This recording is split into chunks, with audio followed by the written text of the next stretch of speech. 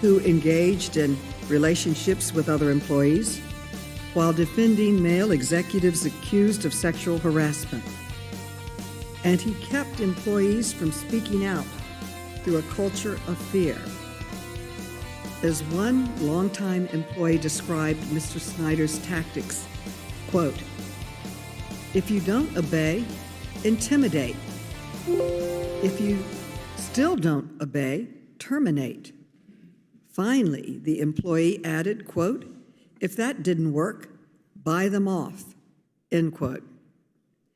The committee has also uncovered evidence that Mr. Snyder conducted a shadow investigation to target his accusers, pin the blame on others, and influence the NFL's own internal review.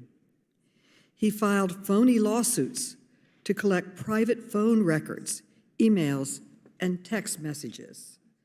The committee has a copy of a created by Mr. Snyder using the information he collected.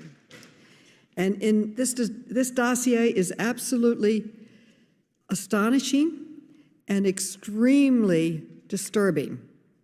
It shows the links Mr. Snyder went to harass, intimidate, and silence his accusers, including journalists, attorneys, and former employees, anyone involved. It starts here just naming journalists that he wants to investigate and investigated. He sent private investigators to former cheerleaders' homes, and he offered hush money to buy their silence. The NFL was aware of his actions, but failed to stop him. We obtained a secret legal agreement between the NFL and the Commanders that enabled Mr. Snyder to prevent the disclosure of documents and information, including to this committee. Some have argued that protecting women isn't worthy of this committee's time. I strongly disagree, and I'm not alone. In April, 6 attorneys general condemned the NFL for its ongoing failure to address sexual harassment and gender discrimination across the league. The NFL itself has launched new investigations based on evidence brought to light by the committee. For more than 2 decades, Dan Snyder refused to protect the women who worked for him from the toxic culture he created. The NFL has also failed to protect these women. Now I believe it is up to Congress to protect them and millions more like them. We have introduced 2 bills, along with committee members, to do exactly that. Our first bill, the Accountability for Workplace Misconduct Act, will require employers to conduct thorough investigations and share the outcome with victims, and it will prohibit employers from using non-disclosure agreements to conceal workplace misconduct, one of Dan Snyder's favorite tactics. Our second bill is the Professional Images Protection Act. Our investigation confirmed that the Commanders secretly created lewd videos of cheerleaders for the private enjoyment of Dan Snyder. That is despicable, and our bill will create notice and consent requirements for employers who use their employees' professional images. Let me also assure my colleagues that we can protect workers while also making progress on other important issues. Just this month, our committee held a crucial hearing on gun violence and advanced legislation to protect LGBTQI rights. And next week, we will be holding a bipartisan hearing with President Biden's drug czar on the opioid crisis. But today, our focus is on protecting women in the workplace, and I believe that issue merits our full attention. In February, the committee held a roundtable where we heard directly from several courageous former team employees. Before I yield, I'd like to remind everyone what they said about the harassment they endured and the need for accountability, and they asked Congress to act. We will now play a video.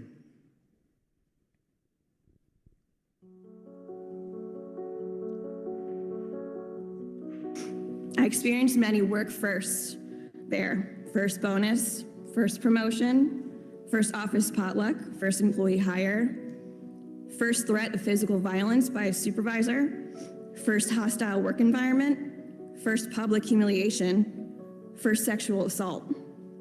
I learned that placing me strategically by the owner at a work dinner after this networking event was not for me to discuss business, but to allow him, Dan Snyder, to place his hand on my thigh under the table. Those that sit here today, and many others, came forward at great personal risk. We did our part believing that what we were doing would help employees across the country, but to our shock and our disappointment, the NFL did nothing. I stand before you here today, reliving these difficult memories to try to make a change for other women at the team, in the league, the industry, and the workplace. There are just some of the stories that the Washington football team and the NFL have tried so hard to hide. I want to shine a light on the toxic workplace that we endured and to plead with the NFL to release the report from the Wilkinson investigation. This is not just about the Washington football team and its employees. It's about the millions of women in workplaces across the country who endure harassment every day in our everyday lives. Today is when Democrats and Republicans can come together and ensure that what we experienced will not happen anywhere else throughout this country. Today is when we can make a difference and we can show the American people how impactful Congress can be. I now yield to my good friend, the ranking member, Mr. Comer, for his opening statement. Thank you, Madam Chair. A toxic work environment is one in which staff fear meeting or even talking to leadership, where staff is humiliated or worse, demoted, where employees are retaliated against for raising questions about possible ethical breaches. Now, where did this take place? Steps away from the Oval Office at the Office of Science and Technology Policy within the Executive Office of the President. When? It started shortly after President Biden's inauguration in 2021. The very day he was inaugurated, the President said, and I quote, "I'm not joking when I say this. If you ever work with me and I hear you treat another colleague with disrespect, talk down to someone, I will fire you on the spot. No ifs, ands, or buts." Joe Biden said that. It did not take long for those words to ring hollow. The White House counsel's office had documented allegations for a year, but it refused to hold bad actors accountable. For all we know, the problems in the Office of Science and Technology Policy may still be happening. Have we had a single hearing about the hostile work environment at President Biden's top science office? No. Have Democrats even sent a single oversight letter about it? No. A core responsibility is of this committee to conduct oversight of the executive branch. But this entire Congress, Democrats have... It is interesting that he's calling out this is what they're going to do, right? This is what we saw the first time. The first time they went through this, almost all the Republicans sat there and kind of made it sound like this wasn't something that they should be dealing with, that this was... they should be dealing with guns at the border, and they constantly tried to deflect, which was, I thought, kind of weird. I thought this would be a thing that maybe they would unite on. I see them now kind of shifting the narrative and trying to be a little bit more like, wait a second, we're kind of on these people's side, but this, you guys could be doing other things. I actually don't think that's a bad idea. Politics is like football and any other, and legal strategy. It's all strategy. And here, it sounds like they shifted the strategy and instead of deflecting and saying we could be doing other things, they've now shifted to, saying, oh, Biden should have handled this. His counsel should be handling this. Have turned a blind eye to the Biden administration.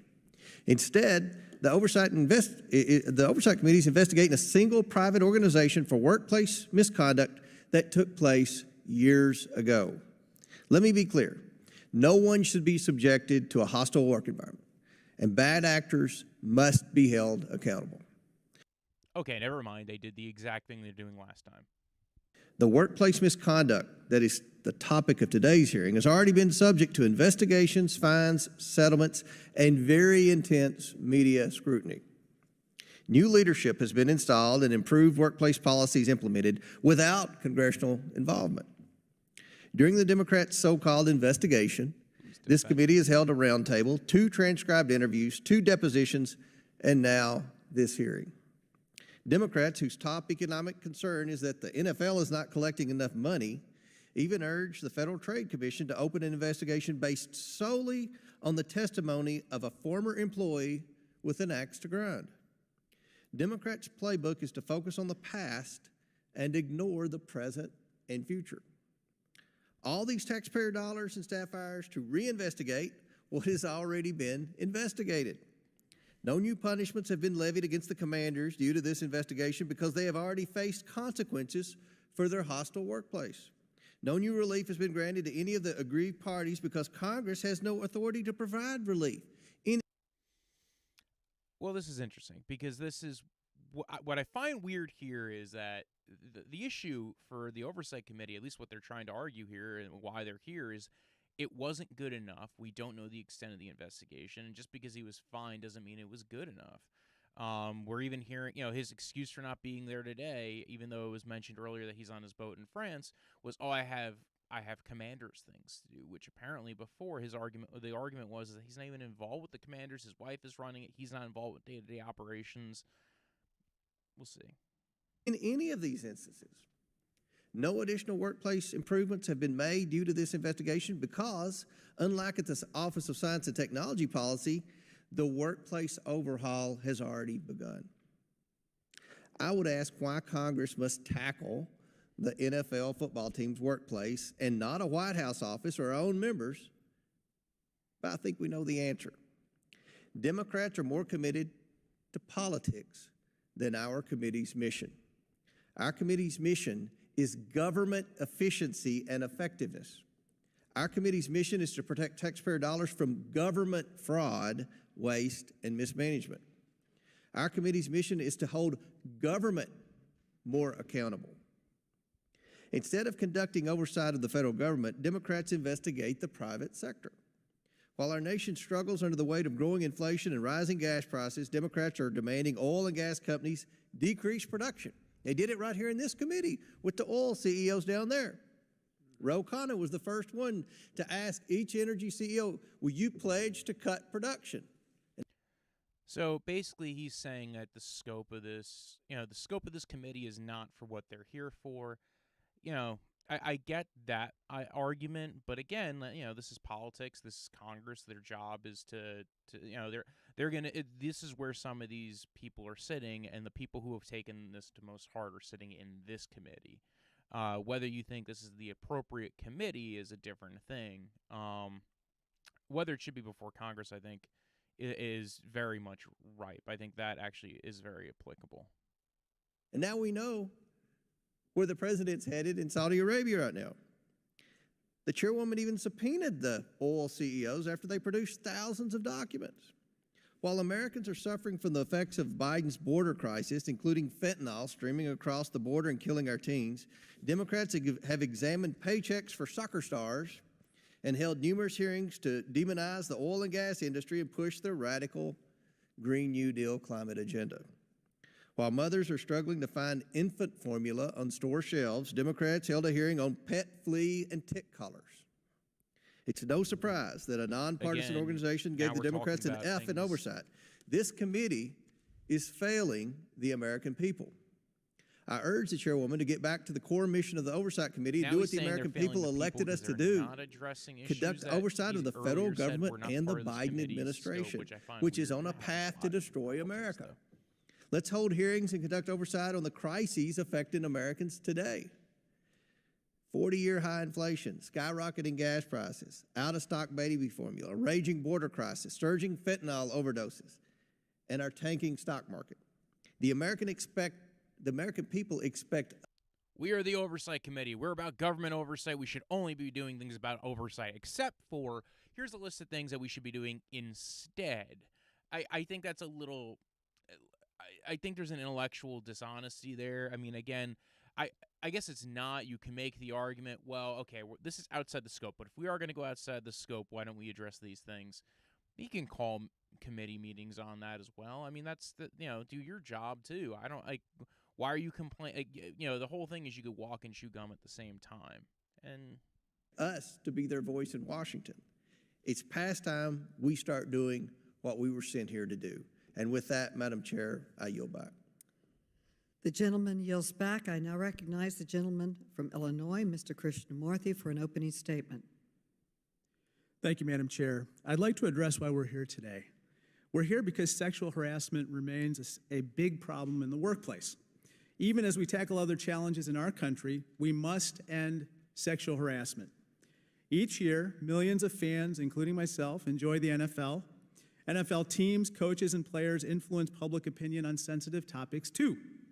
For boys and young men, that means taking cues as to how they should treat women, and for girls and young women, cues as to how they should be treated.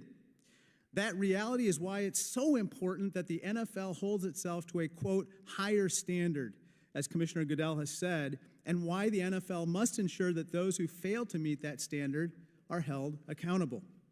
For the Washington Commanders, that reckoning, unfortunately, has not come. By its own admission, the NFL says that, quote, the workplace culture at the Commanders was not only unprofessional, but toxic for far too long. Numerous women have accused team officials, including the current owner, of sexual misconduct.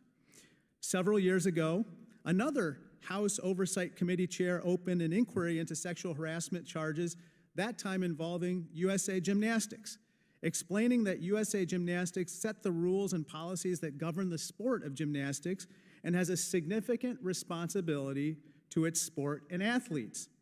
That person was Republican Chair Trey Gowdy. We agree. And similarly, the NFL sets the rules and policies affecting pro football, and it too has a serious responsibility to uphold this sport. As one of America's most visible workplaces, the NFL also sets the tone for how employers handle sexual harassment. Our colleagues on the other side have raised a number of issues worthy of this committee's attention, from gas prices to the opioid crisis. We must continue to address those. But at the same time, we must tackle sexual harassment, not just for the sake of the Commander's former employees, but also for our constituents. Today, we must send a clear message that the conduct that took place in the Commanders organization is never acceptable, not in the NFL and not anywhere. Thank you. I yield back. The gentleman yields back. I now recognize the gentlelady from North Carolina, Representative Fox, for an opening statement. Thank you, Madam Chairman.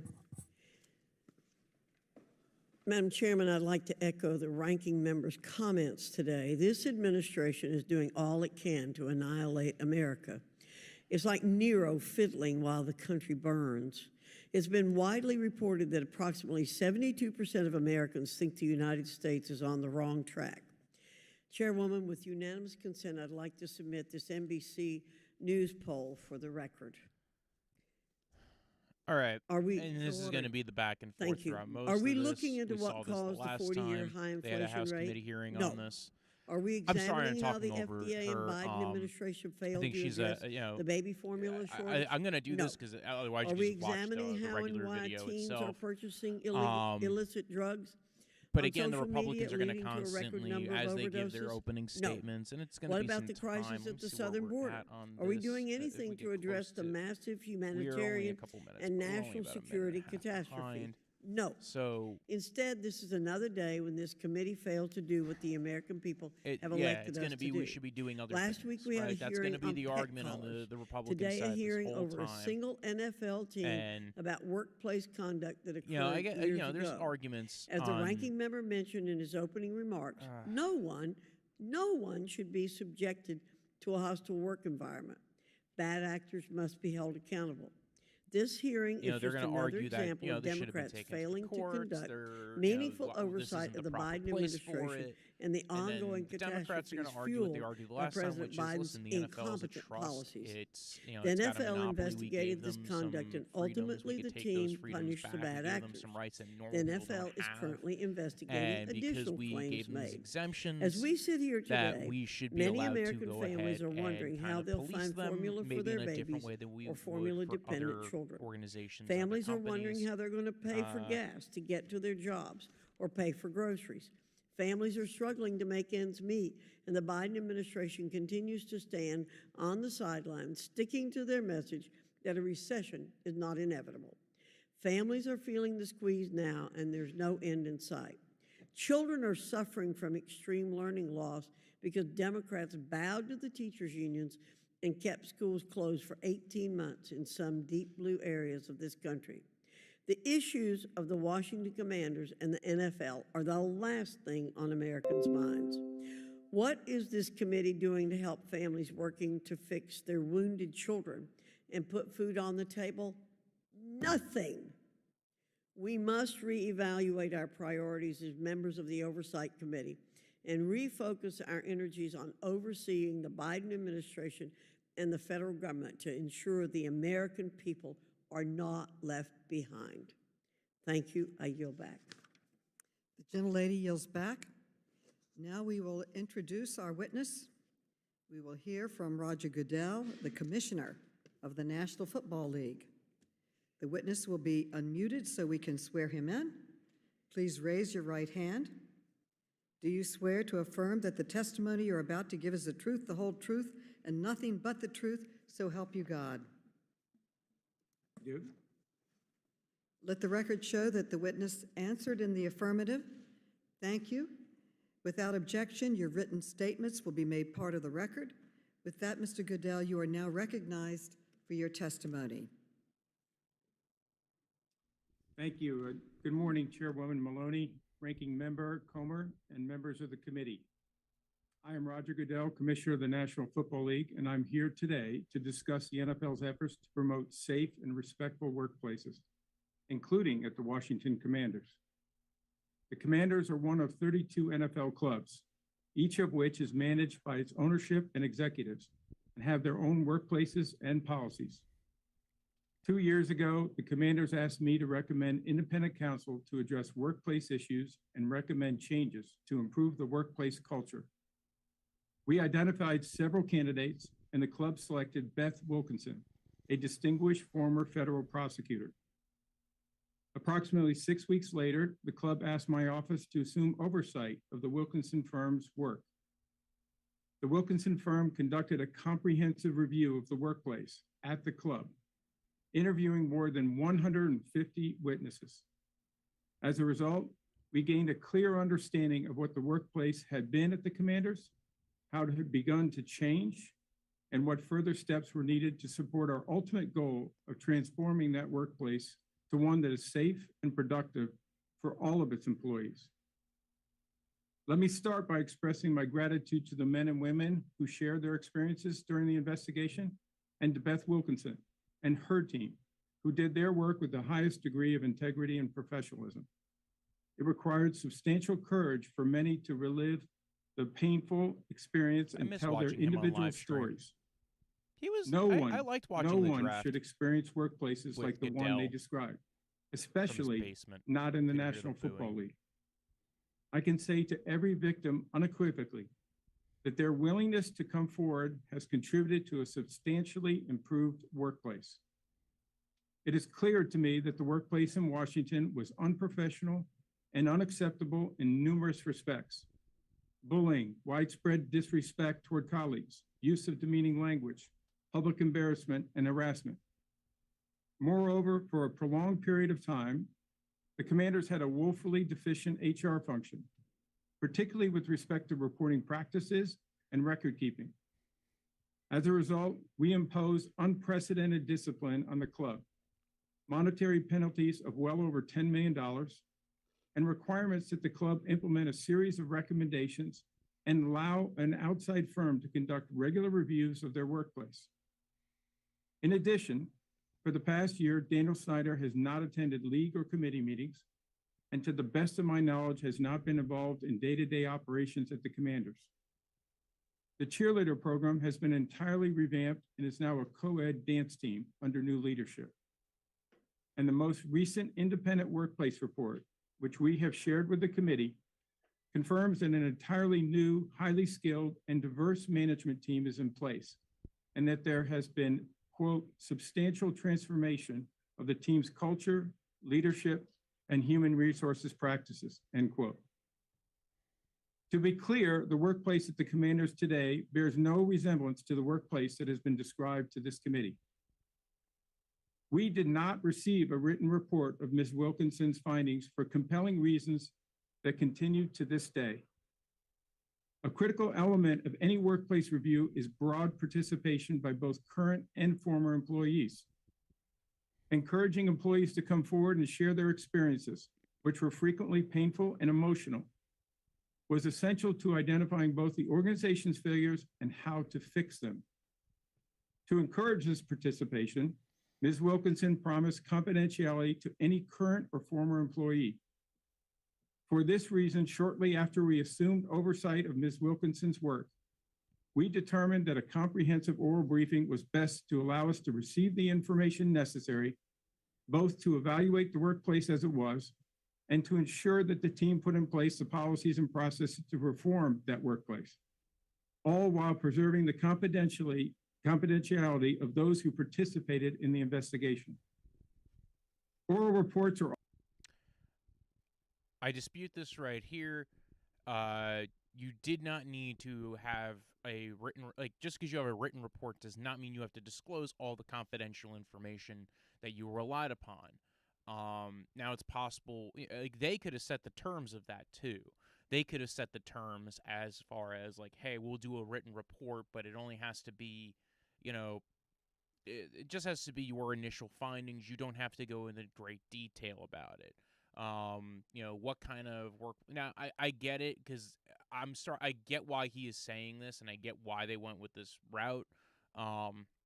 With the oral report, say Snyder later on wanted to go ahead and, some of these people, not kill them. I just mean go back at them and cause some kind of headache or havoc. This isn't really why they did it, but again, it's going to be the thing that they're going to argue and hide behind, is that, hey, we did this because we're covering our, we wanted people to come forward freely. I think the inverse is true. If you have a written paper trail that these people spoke to, now again, it just depends. There might be people who didn't want to come forward. I think you could have had it both ways. I don't think you needed that much there. I don't think you needed to include everybody in the report and all the information that you relied upon, but we'll see what else he says. Are often used by the NFL and other organizations in conducting internal investigations and for other issues. If appropriate, we will make public a summary of the key findings, as we did here. We have been open and direct about the fact that the workplace culture at the Commanders was not only unprofessional, but toxic for far too long. I'm aware that some victims, including those who appeared before this committee, each of whom was invited to participate in Beth Wilkinson's investigation, have chosen to share their experiences publicly, and I fully respect that choice. Many others made a different choice, and it is my responsibility to honor the commitment to protect their confidentiality. I am confident that should there be another investigation at the NFL or our clubs where similar discretion is desired, future witnesses will feel comfortable sharing their experiences, knowing that we do not go back on our word. When the committee has asked questions or requested documents which could violate witness privacy, we have asserted privilege. We will continue to do so to safeguard our commitment. Earlier this year, the committee heard testimony from several former employees that included new and direct allegations against Mr. Snyder. We promptly engaged former U.S. Attorney Mary Jo White to investigate those allegations. Because those new allegations were brought to the committee in a public setting, we will share the results of that investigation when it is completed, and will take additional confidentiality of those who participated in the investigation. Oral reports are often used by the NFL and other organizations in conducting internal investigations. And the Commanders was not only unprofessional, but toxic for far too long. I'm aware that some victims, including those who appeared before this committee, have a commitment to protect their confidentiality. I am confident that should there be another investigation at the NFL or our clubs where similar discretion is desired, future witnesses will feel comfortable Coulda did sharing that their with experiences, even still having a written report. knowing that we do not go back on our word. When the committee has asked questions can or give them requested documents which could confidentiality violate witness privacy, we have asserted privilege. We will continue to do so to safeguard our commitment. BS. Earlier this year, the committee heard testimony from several former employees that included new and direct allegations against Mr. Snyder. We promptly engaged former U.S. Attorney Mary Jo White to investigate those allegations. Because those new allegations were brought to the committee in a public setting, we will share the results of that investigation when it is completed, and will take additional disciplinary action if warranted. Oh. Since the committee opened its inquiry last October, we have fully cooperated, producing more than 460,000 pages of documents, responding to many written questions, engaging in numerous discussions with committee staff, and I'm appearing voluntarily today. I think that's a big deal right there. Is they're saying, listen, by the way, we're not done. There can be new punishment because we found out new things, because you guys helped find us out new things, because it was dealt with publicly, and you guys, I think that's going to be interesting, because this might be his way of saying, hey, don't hit us yet. We're going to, hey, we got this. Now we have new information.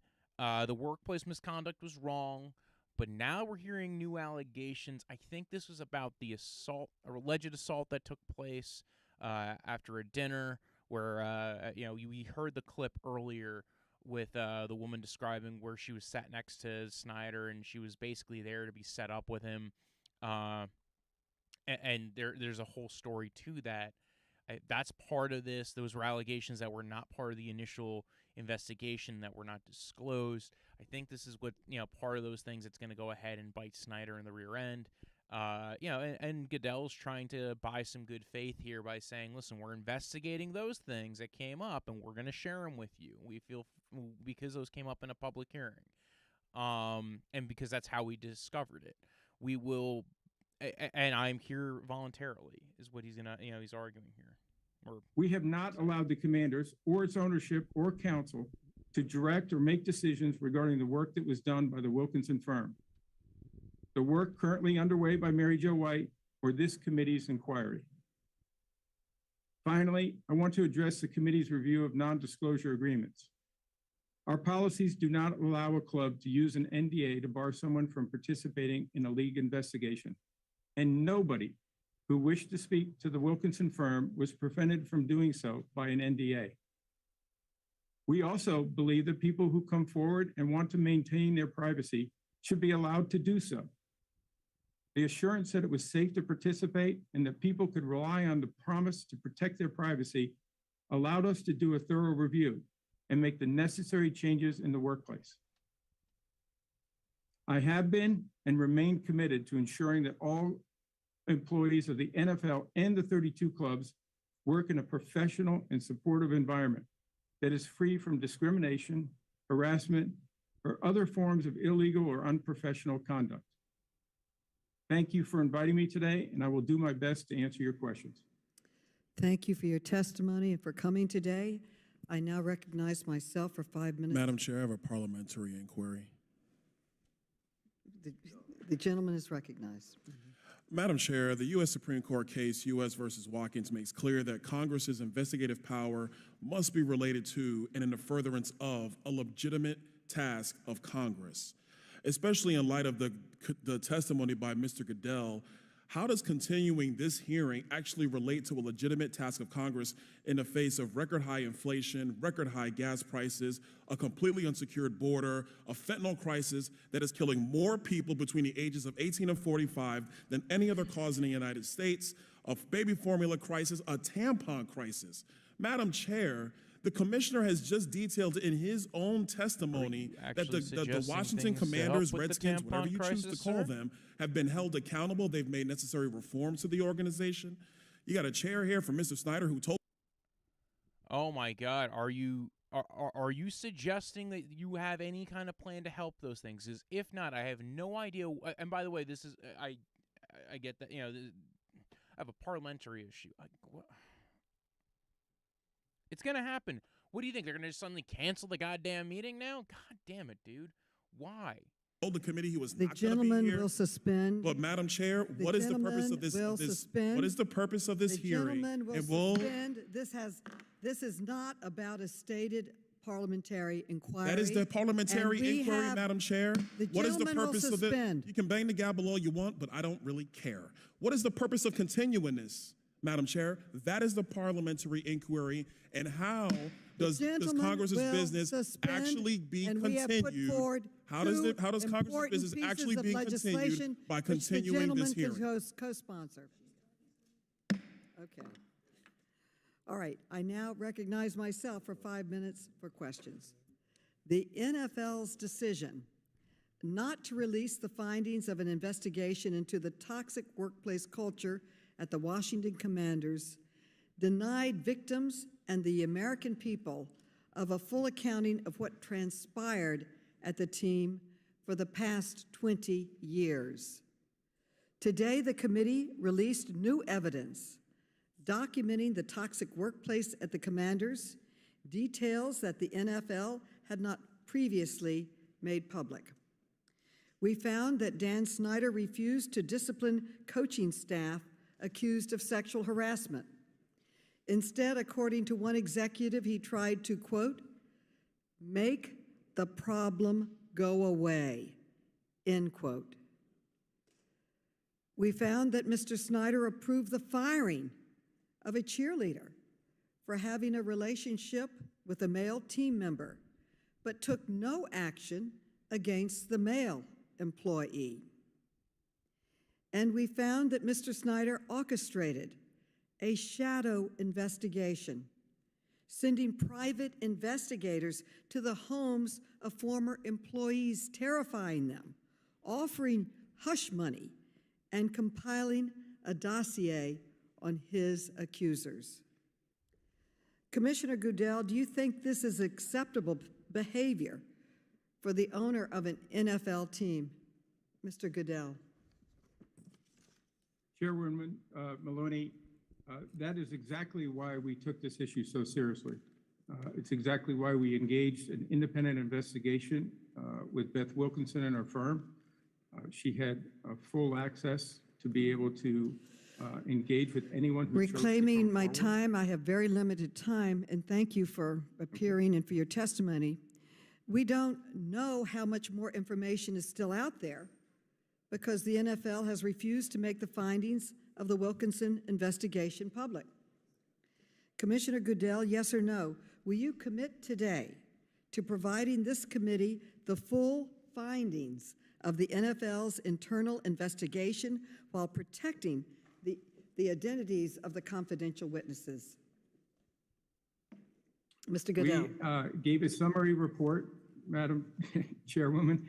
The report was broad in its nature, but specific to the fact that the culture at the Washington football team for too long was toxic and incorrect.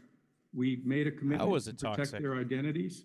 We are going to continue to do that and make sure that we protect Commissioner, that for not only this investigation, but also... Respectfully, Mr. Commissioner, reclaiming my time. How is it toxic? Because we have limited time. You have claimed you are withholding this information because you're protecting the privacy of witnesses. But many victims, even in this room, and witnesses have publicly stated that they want this information to be released. And the NFL has made other investigations public And I thank you for that, including the 2014 investigation into the workplace misconduct at the Miami Dolphins. Ooh. Respectfully, Mr. Commissioner, for full that cheese on accountability, this idea. we must have transparency. Mr. Snyder, You did it of for the course, Dolphins. Why can't you has do it for the refused to darn testify today. Commanders? We thank you for making the Dolphins report public. We'd like to have the Wilkinson's report made public. And I'm asking you, what specific steps will the NFL take to hold Mr. Snyder accountable for refusing to It's because the owner of that team was okay with it. The owner of this team is going to fight tooth and nail to not have it happen. testify before Congress? Madam Chairwoman, I do not have any responsibility for whether he appears before Congress. That is not my choice. That is Okay, his choice. let me stop you right here. Mr. Snyder has not been held accountable. His refusal to testify sends a clear message that he is more concerned about protecting himself than coming clean with the American people. If the NFL is unwilling or unable to hold Mr. Snyder accountable, then I am prepared to do so. That is why I am announcing now my intent to issue a subpoena for the testimony of Mr. Snyder for a deposition next week. The committee will not be deterred in its investigation to uncover the truth of workplace misconduct at the Washington Commanders. Finally, I'd like to talk about how we're going to fix this problem, not just expose it, but fix it. Last week, along with many of my colleagues, we introduced 2 bills to ensure that employers like Dan Snyder cannot abuse non-disclosure agreements to silence employees and cannot film their employees and use the films without their consent. Commissioner, do you support the intent of these legislative reforms? Yes, Madam Chairwoman, we've had an opportunity to be able to see your outline of this legislation, or both these legislation and concept. We certainly support it, and we'll be happy to work with your staff. While I have the microphone, I'd also like to say respectfully that Dan Snyder has been held accountable. As I mentioned in the opening, he faced unprecedented discipline, including financial fines, being removed and away from the team at his request. I was removed from the team. Oh, but wait a second. Didn't he just say he couldn't be here because he had team activities? Come on, Goodell. What's going on? How, are you going to deal with that one for us? I hope somebody questions him on that, man. For a period of time, up to the year now already. And secondly, and more importantly, transformation of that organization that has gone on in the last year, which is really important to the employees that are there now. And I hope because of the individuals that came forward in the context of this investigation, they helped us make those changes. And we accepted every one of the workplace recommendations by Beth Wilkinson. We fined him $10 million. And we think that it's had a dramatic impact, as you've seen from the independent and audit that was done just before your hearing back in February. They should have stocked him picks, right? That would have really made him. He doesn't care about losing $10 million. He makes that back up in a second. That's a parking ticket to Dan Snyder. It's like getting a speeding ticket if you make $50,000 a year. Dan Snyder's a billionaire. $10 million is nothing. And as far as him being away from his team, he has not been away from his team. We know that. Indicated a substantial transformation of the organization, which was our ultimate objective. Thank you very much for your testimony. I want to thank you for your support of the legislation, Madam Chair. which we intend to pass and protect employees, not only at the Commanders, but across this nation. I yield back. Madam Chairman. And now recognize Ms. Madam Potts Chairman. for 5 minutes. Mr. Madam Chairman, I got a parliamentary inquiry following up on what Mr. Donalds raised. By what authority I get they're going to do this. is this I committee get they're going to do this. I investigating don't know a why private you're doing business, this. a private entity, Private to entity. hold this hearing? Okay, what it's a authority do private we entity. have? It's a Can you private cite entity. me You guys that? gave a monopoly to. You guys gave. We have authority to investigate anything and everything, and we have putting forward legislation. Ms. Fox, Anything- you are now recognized. Anything and everything. We'll remember that, Madam Chair, in January. That's a total embarrassment. Ms. Fox, you are now recognized for 5 minutes. Thank you, Madam Chair. Would you allow? Thank you, Madam Chair. Mr. Goodall, Mr. Goodall, I'm disappointed that this committee is Mr. here Goodall. today squandering yet another opportunity Mr. to Goodall address is my the many father. issues facing our country. We have a chance to do something for the American people, but just like the Biden administration, this committee is sitting on its hands. Today's hearing is merely a distraction from skyrocketing inflation. By the way, I unaffordable totally agree that they groceries, could be record doing a gas, lot of and things energy to prices, help the supply chain country. issues, and our open southern border. It doesn't mean you can't walk and As chew gum we at the have same heard in time. your It doesn't mean that this testimony, the couldn't be an NFL has important submitted issue. more It than doesn't mean that, like, listen, 460,000 pages of it's documents, also just a public responded to many awareness issue requests, by and having these engaged in investigations. numerous discussions And with again, they senior are staff. proposing It legislation. seems to me an awful And I'm lot sorry of I'm talking committees over have her, the but taxpayer resources without there being were a expended to pending question, I investigate really the don't see the Commanders point. I and get that NFL, they are. which both I don't want to private use this as a organizations moment for them that to do not grandstand employ for. government officials and are not in the purview of this committee. Do you believe that this committee's investigation is good use of taxpayer funds?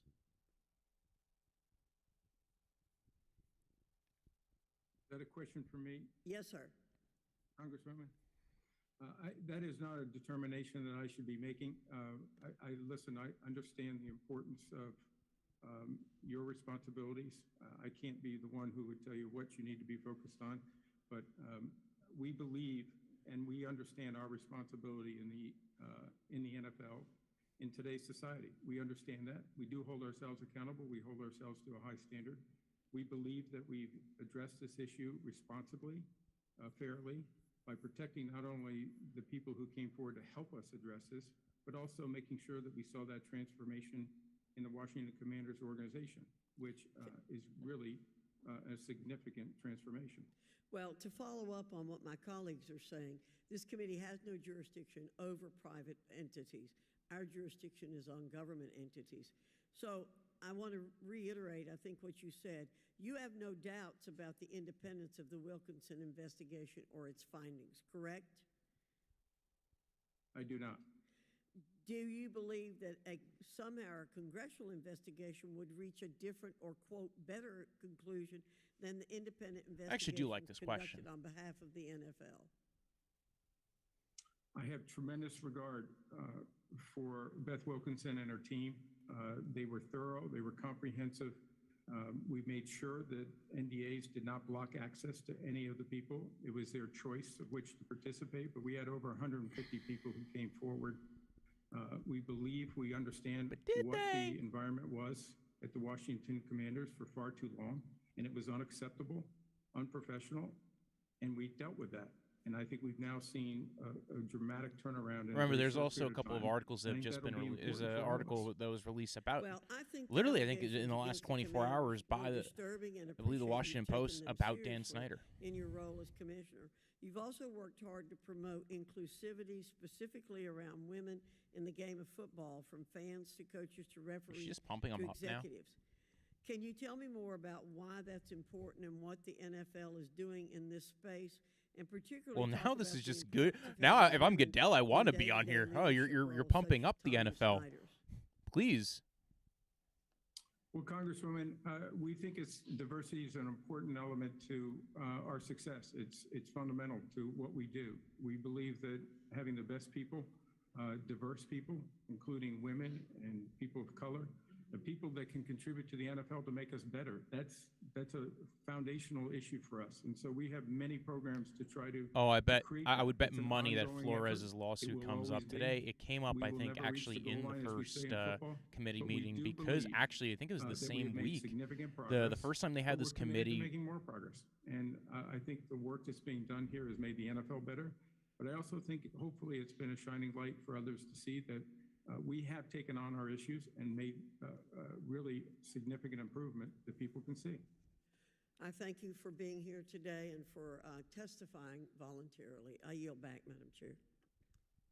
The gentle lady yields back, and before I recognize the gentlewoman from the District of Columbia, Ms. Norton, I would like to clarify what I said before. This committee has the authority to investigate conduct within Congress's legislative jurisdiction, and that includes protecting women in the workplace. And this committee and my colleagues and I have already introduced 2 bills to address the problems that we saw. It was fine several years ago. And I'll be glad to share them with anyone on the committee. So, Madam Chair, just a question. I would. Do you have a point of order? No, I just clarification. No. Okay, clarification. So when you said you had the authority to investigate anything and everything, you didn't really mean that? Well, I just clarified what I said. No, I meant it's a simple question. You didn't mean it when you said anything and everything. Reclaiming my time. Some of my colleagues across the aisle have suggested that our investigation into workplace misconduct at the NFL is a waste of time. I strongly disagree. The issue of sexual harassment is one of the most prominent and respected workplaces in this country, and a cover-up on behalf of a powerful owner should matter to all of us. It is even more surprising, given that this committee has investigated sexual harassment and assault in sports, including when Republicans were in the majority. In 2018, under the leadership of then Republican Chairman Trey Gowdy, the committee launched a bipartisan investigation into USA Gymnastics' handling of allegations against Larry Nassar. In a letter to the president of the USA Gymnastics, signed by Chairman Gowdy, then ranking member Mrs. Fox, Member Cummings, also Mrs. Fox, and myself, the committee wrote, and I quote, "Sexual assault should not be tolerated, but when it does occur, it is imperative that swift and immediate action be taken to stop the abuse, prevent it from occurring, and address its effects," end quote. I would like to enter the letter into the record without objection, so ordered, and we are here today to hold another sports governing body accountable because the NFL has failed the thousands of employees that work for teams across the country, and that failure has endangered women across the NFL and sent a powerful message to every workplace that accountability is optional. My time has expired. The gentlelady is recognized, Mrs. Norton. And I place the letter in the record. Thank you, Madam Chair. Mr. Goodell, in 2014, Oh, yep, they are. the NFL revised its personnel conduct policy. So I want to discuss a passage of that. It said ownership and club or league management have traditionally been held to a higher standard and will be subject to more significant discipline when violations of the personal conduct policy occur. Mr. Goodell, can you briefly explain why the league holds owners to a higher standard of conduct? I like this because this just came up with the Deshaun Because Watson they're case. ultimately accountable for what happens in their organization. They set the standard, and all of us in the NFL hold ourselves accountable to that. The NFLPA Well said, sir. I completely agree with that. But Dan Snyder appears, with respect to Dan Snyder, it appears that did not happen. Before taking over the investigation, you admitted the NFL was monitoring the internal investigation, but as the committee investigation, our committee's investigation confirmed, in July 2020, allegations of potential misconduct by Mr. Snyder were known by the investigators in the matter you were monitoring. Mr. Goodell, did the NFL know about the 2009 allegations of sexual misconduct against Mr. Snyder before it took over the investigation? Yes or no? We did know about the 2009 allegations by July of 2000, excuse me. And we made sure that our independent investigator was aware of those allegations, and she was not blocked by NDAs. She had the ability to speak to anybody who was willing to come forward. It was their choice. She did speak to Mr. Snyder twice. So we were aware of that issue in that summer. So the NFL was monitoring the so-called independent investigation, yet it allowed Mr. Snyder to oversee the investigation of the team and his own conduct for at least 6 weeks before stepping in. Isn't that correct? I'm sorry, Congresswoman, I'm not sure I followed your questioning there. That the NFL was monitoring the supposed independent investigation. Yet, though you were doing that, the NFL allowed Mr. Snyder to oversee the investigation of the team and his own conduct for at least 6 weeks before stepping in. Isn't that correct? Congresswoman, I think I would try to clarify that, and I said it in my opening statement, is that we were asked to give recommendations for council to be able to look into the workplace issues. We gave them several candidates. They select Beth Wilkinson, which is an excellent choice. They began that investigation, and within several weeks, it was no more than 6 weeks, in my recollection, they asked to have that investigation turned over to the league. We accepted to do that, but we said there would be no further investigations by the Washington football team at that point. We would take over this investigation, and we did with an independent, and she went ahead and she made her decisions on how to conduct this investigation independently. And that's what we expected from her, and she did an outstanding job on that. I'm glad you did that after that 6 week period. Mr. Goodell, will you commit today that if any future allegations against a team owner alleging a misconduct arise, that the NFL will conduct an independent investigation, not the team under inquiry? Yes or no? As part of the personal conduct policy, if there was an allegation that triggered that, the league would take over that investigation. Thank you for that, for making that point clear. I yield back, Madam Chair. The gentlelady yields back. Madam Chair, before you go to the next questioner, I would like to formally request that former NFL player Burgess Owens be waived on the committee today. Without objection. Thank you. Welcome. Oh. Okay, the gentleman from Ohio, Mr. Jordan, is now recognized. Thank you, Madam Chair. Commissioner, you believe in the First Amendment, don't you? I do. Okay. I mean, all parts of it, all rights we have. Your right to practice your faith, your right to petition the government, right to assemble, freedom of press, freedom of speech. You believe in all that. It's becoming like a. Can we get him to commit to endorsing things? Why do you ban Dave Portnoy from NFL games?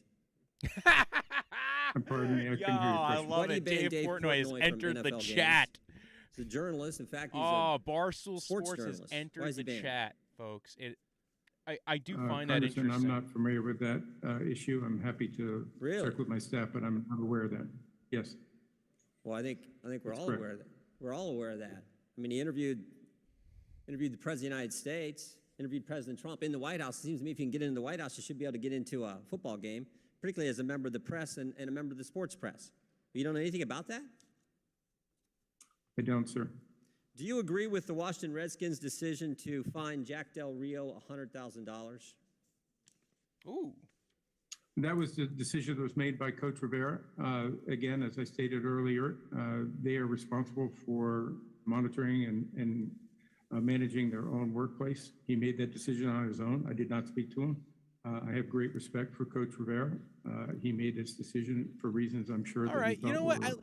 I actually don't mind this. I don't care if he gets spicy with it. I appreciate all that, Commissioner, but that's not what I asked you.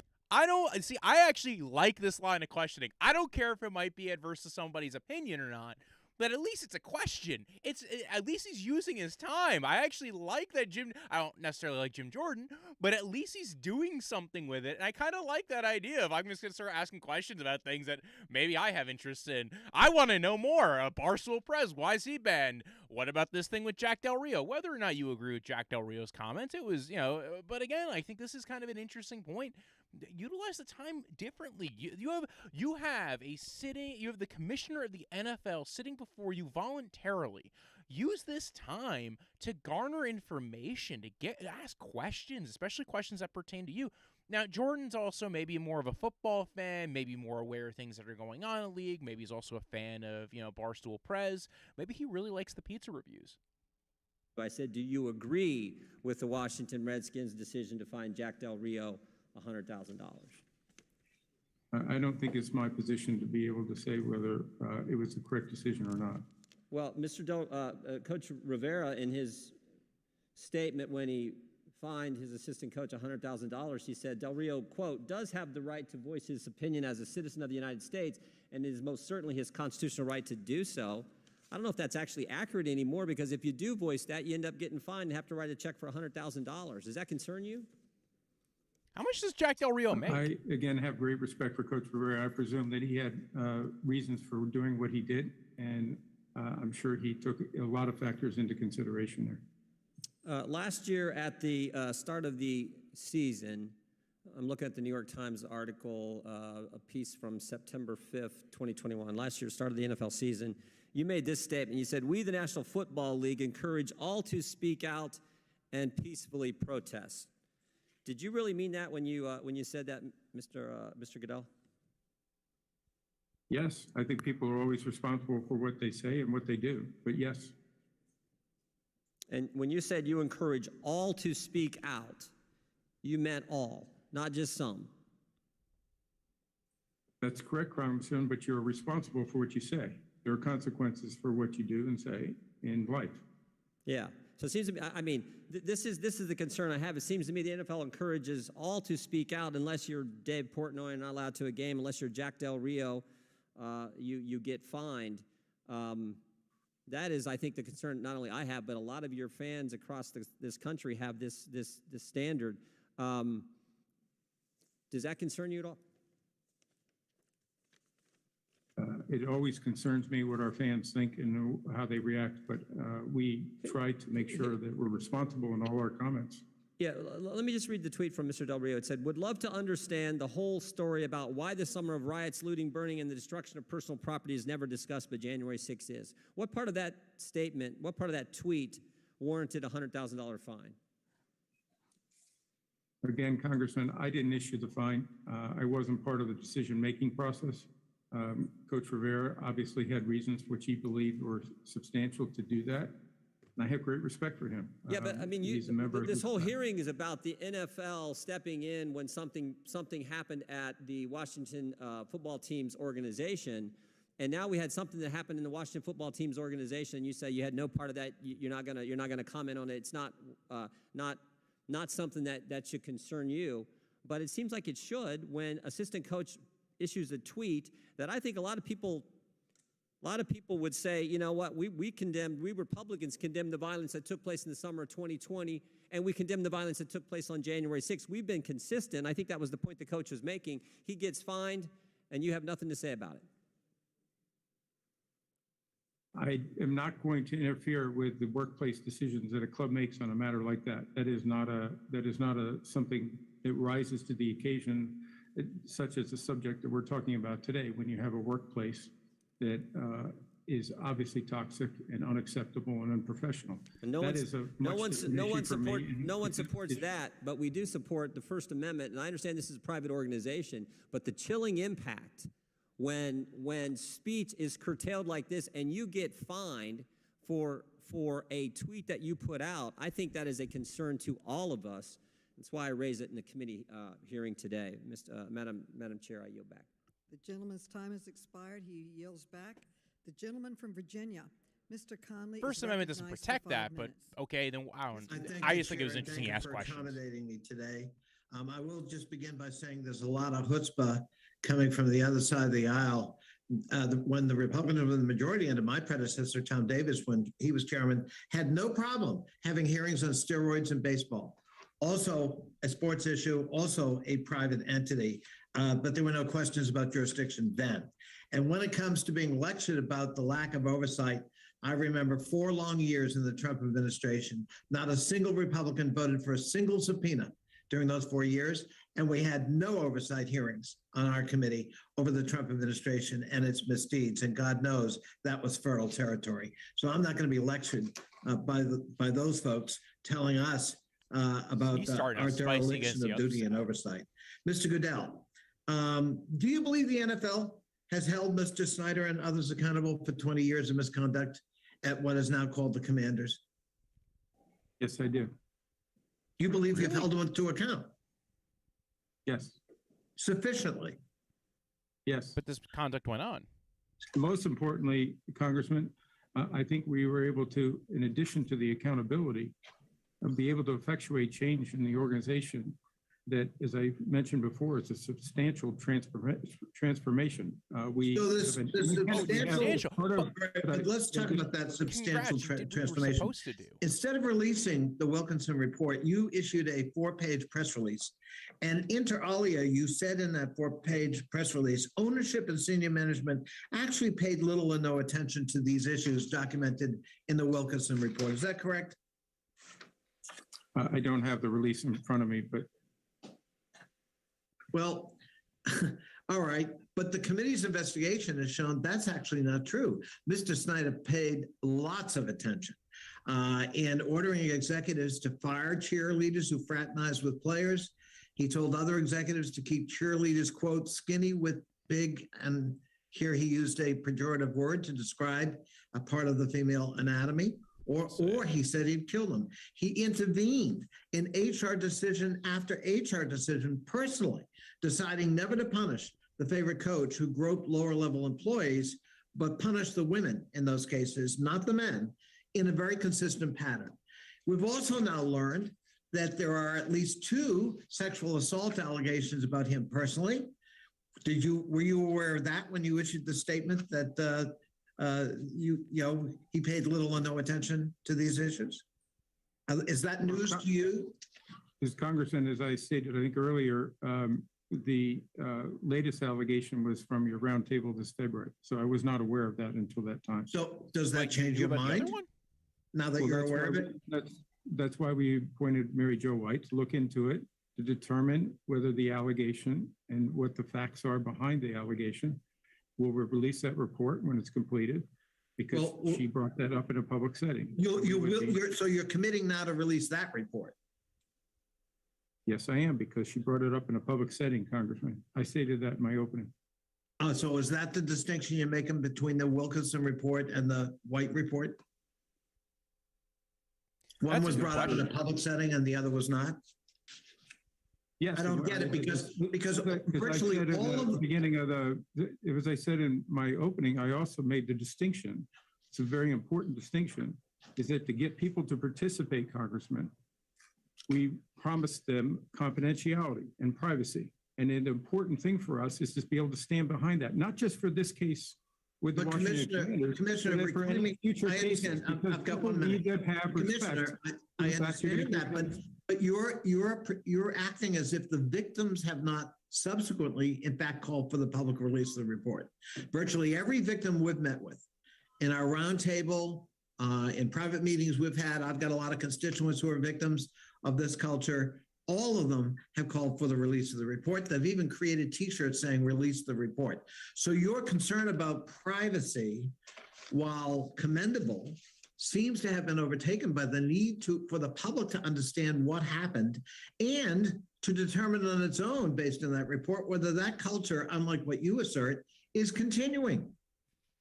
Well, Congressman, I would disagree with you respectfully on many occasions. There are obviously people who have come out. I mentioned again that in my opening statement. You have had witnesses that came forward, and I respect them for that choice. But there are also others that made a choice not to come forward, not to disclose their identities, and to request that their identities be You kept don't have to private. disclose We their think that's identities. fundamental in the concept of trying to make sure, to Called the committee's redaction. point here, none of us want sexual harassment or bad workplaces. We think it's I fundamental understand. to have a workplace that people can come forward and tell of incidents, and they can be followed up. We also have bad Madam Chair, his time's expired. The gentleman's time has just- expired. Thank you for your questions. Thank you very much. The gentleman from Florida, Mr. Donalds, is Madam Chair, recognized. can I just make a point? Last time I checked, you're the chair of the committee. It's up to you to decide when my time is up, not Mr. Comer. Thank you. Your time is up. The gentleman from Florida, Mr. Donalds, is recognized your for team, 5 but- minutes.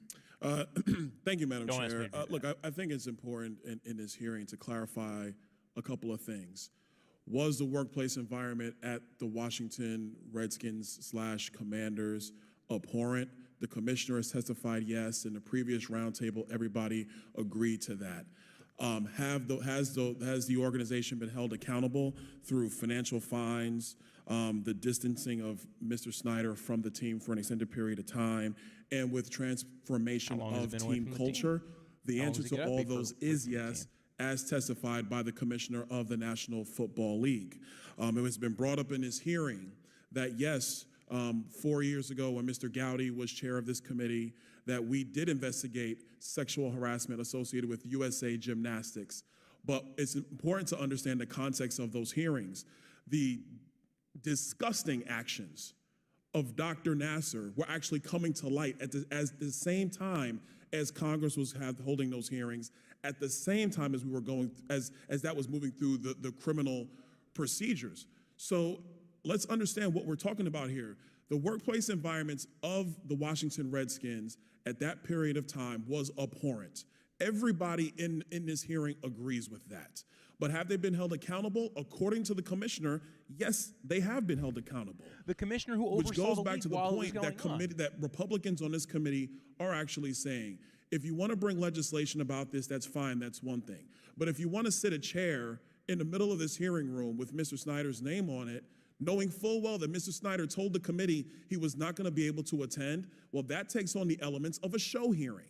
And if Congress is going to go through the pathway of conducting show hearings where members of Congress want to take their pound of flesh from American citizens, regardless of their stature, what you're going to get is American citizens actually having less respect for the committees of Congress. We have so many issues facing us in the United States right now. Gas prices are through the roof. I was just at the border for the 4th time last week. I've had 4 trips to the border. The president of the United States has never been. Meanwhile, fentanyl is coming into every community in the United States. It is killing people in our country between the ages of 18 and 45. It is the #1 cause of death. This committee has said nothing about fentanyl to this point. Not one word. We've not done it here. Do you think a border? So I think if you're going to examine why Republican members are frustrated with this hearing, it is not about the conduct of the Washington Redskins. It's not about that conduct, because we found that conduct to be distasteful. But you have to also look at the facts that the National Football League, which is the entity responsible for the Washington Redskins, they've gone through that investigations. They've actually held the team accountable. So what are we doing but now? shouldn't they have held them accountable Are we actually going to sooner? Why did it ignore take so the long? real life economic issues that are harming every American in the United States, They held whether them you happen to be accountable in male or 2020. female, Like, whether you happen to be the rich conduct or we're talking poor, about happened whether you to- happen to be and black or they didn't white, get or are we going to corrected until continue to relatively do these show hearings? Yes, while America struggles in the reality of Joe Biden's disastrous economic policies today in the United States. That is the ire. That is that is why members of Congress on the Republican side of the aisle are so confounded as to why we've hauled in the commissioner from the NFL. Look, I'm gonna be fully transparent with y'all. I ain't really got no love for the NFL, okay? You know, like, I don't really have much love for the NFL. I love football. I've had my issues with certain rulings that have come from the NFL. There's things that Commissioner Goodell, I don't agree with your decisions on certain things that you've done in your tenure, but I'm not going to use my time as a member of Congress to grill you on that. That is your business. Your colleague just did that. That's what Jim Jordan just did. Why not you? I don't get that. I'm not going to do that. I'm just going to sit here and complain. If the product on the field of the Washington Commanders is not good, that's great for me personally. But I'm not going to use my time as a member of Congress. This has nothing to do with the product on the field. When they've already been held accountable by the governing body who was responsible for but they are not them, a legal governing body. Which the commissioner of the NFL has already testified to today. So, Madam Chair, if you want to understand why members on this side of the aisle are frustrated, it's not about holding sexual harassment in the workplace accountable. They did this the last time. So that's kind of weird, though. Like, oh, we're dealing with this. It's like, yeah, but we weren't dealing with this the last time, and you still did the same thing. So it's kind of. I yield back. The gentleman yields back, and I'd like to remind him that during the hearing with the cheerleaders earlier, you called for the release of the Wilkinson report, and I agree with you completely. We're still working to get that report released. It's a bipartisan effort with your call for it. The gentleman from Illinois, Mr. Krishnamurthy, is recognized for 5 minutes. Thank you, Madam Chair. Thank you, Commissioner, for being here today. Sir, I'd like to turn your attention to this chart I have here to my right. This chart shows us the length and detail of reports released after recent NFL investigations. On the far right is Deflategate, which examined the air pressure in footballs used by Tom Brady. And following that inquiry, you released a 243-page detailed report. Deflategate has entered the chat. Next to it is the Miami Dolphins sexual harassment inquiry, and after that you released a 148-page detailed report. And next to that bar is the Ray Rice domestic violence situation, where you released a 96-page detailed report following that inquiry. Now, with regard to the Commanders, unfortunately, we received a 5-page press release, sir. Now, sir, you had mentioned that the reason for the press release as opposed to a detailed finding, as you had in the other cases, was because of privacy concerns. Isn't that right? That was one of the issues, yes. However, I have this 148-page Miami Dolphins harassment report that you did where you have redacted the names of various individuals out of privacy concerns. And so it is possible to release a detailed report and at the same time protect people's privacy, yet you chose not to do so in this particular case with the Commanders. Sir, I'd like to turn your attention to 2009. You're aware that in 2009, Dan Snyder was accused of sexually assaulting an employee on a private airplane, correct? Am I aware of that? Yes. I'm aware of that allegation. And sir, Mr. Snyder settled those claims for $1.6 million, but he did not inform you in 2009 that he'd been accused of sexual assault, correct? I don't recall him informing of that, no. And failing to report such an incident under the league's personal conduct policy would be a violation of that policy, right? It's an element of the policy that they're supposed to report incidents that would violate the policy, yes. And moreover, the policy requires that the NFL handle all inquiries into sexual allegations, sexual assault allegations, not the team. However, in this particular case, the Commanders themselves handle the inquiry. So that's yet another violation of the personal conduct policy. Isn't that right? Well, Mr. Chairman, this is something that our personal conduct policy has gone through changes over the last, I would say, last 15 years.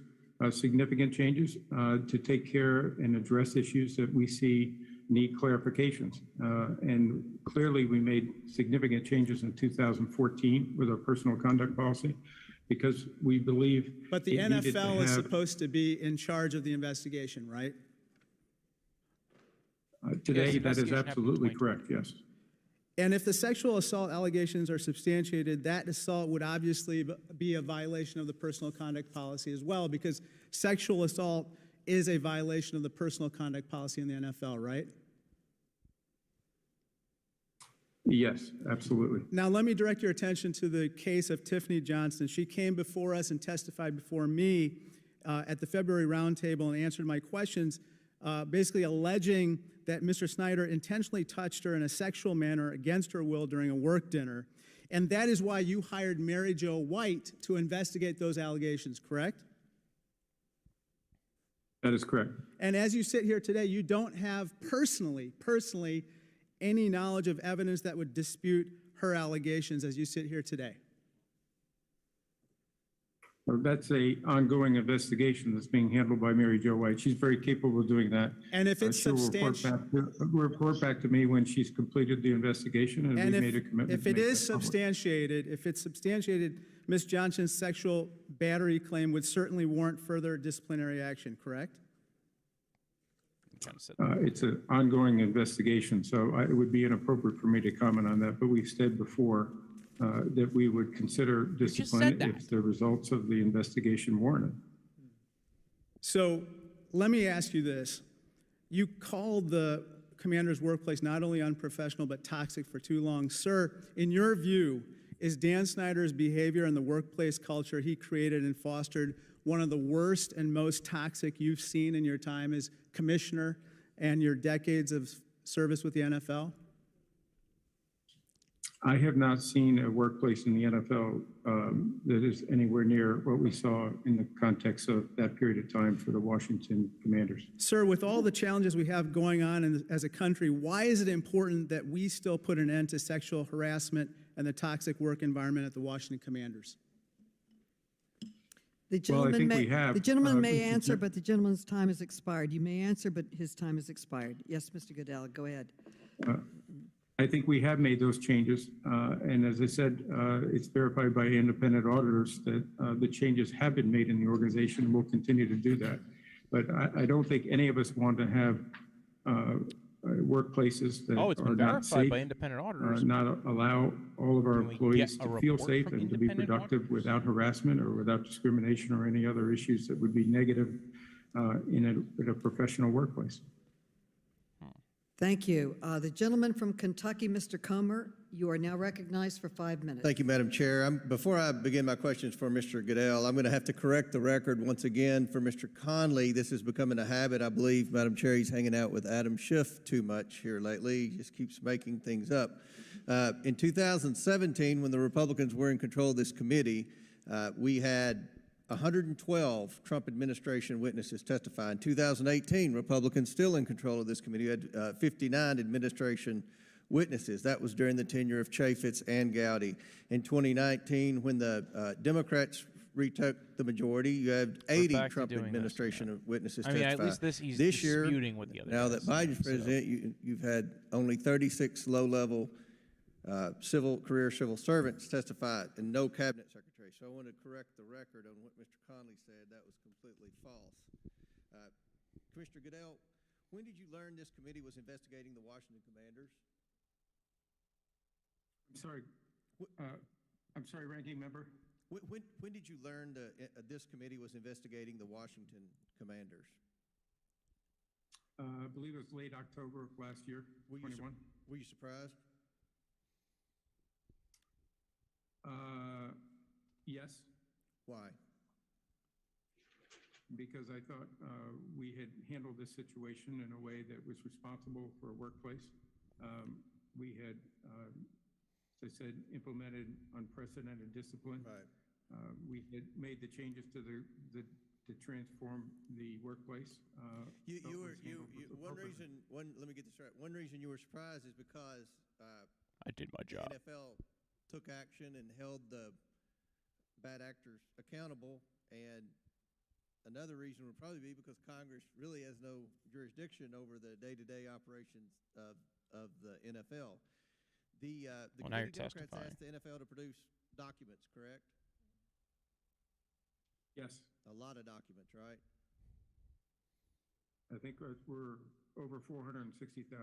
450,000, nearly 500,000 documents. Would it surprise you, Mr. Goodell, that committee Democrats haven't sent a single document request to the Biden administration about the infant formula shortage? But they've requested 500,000 documents from the NFL. Does that surprise you? I'm not sure I have a point of view on that one. I was was only focusing on what the NFL was requested.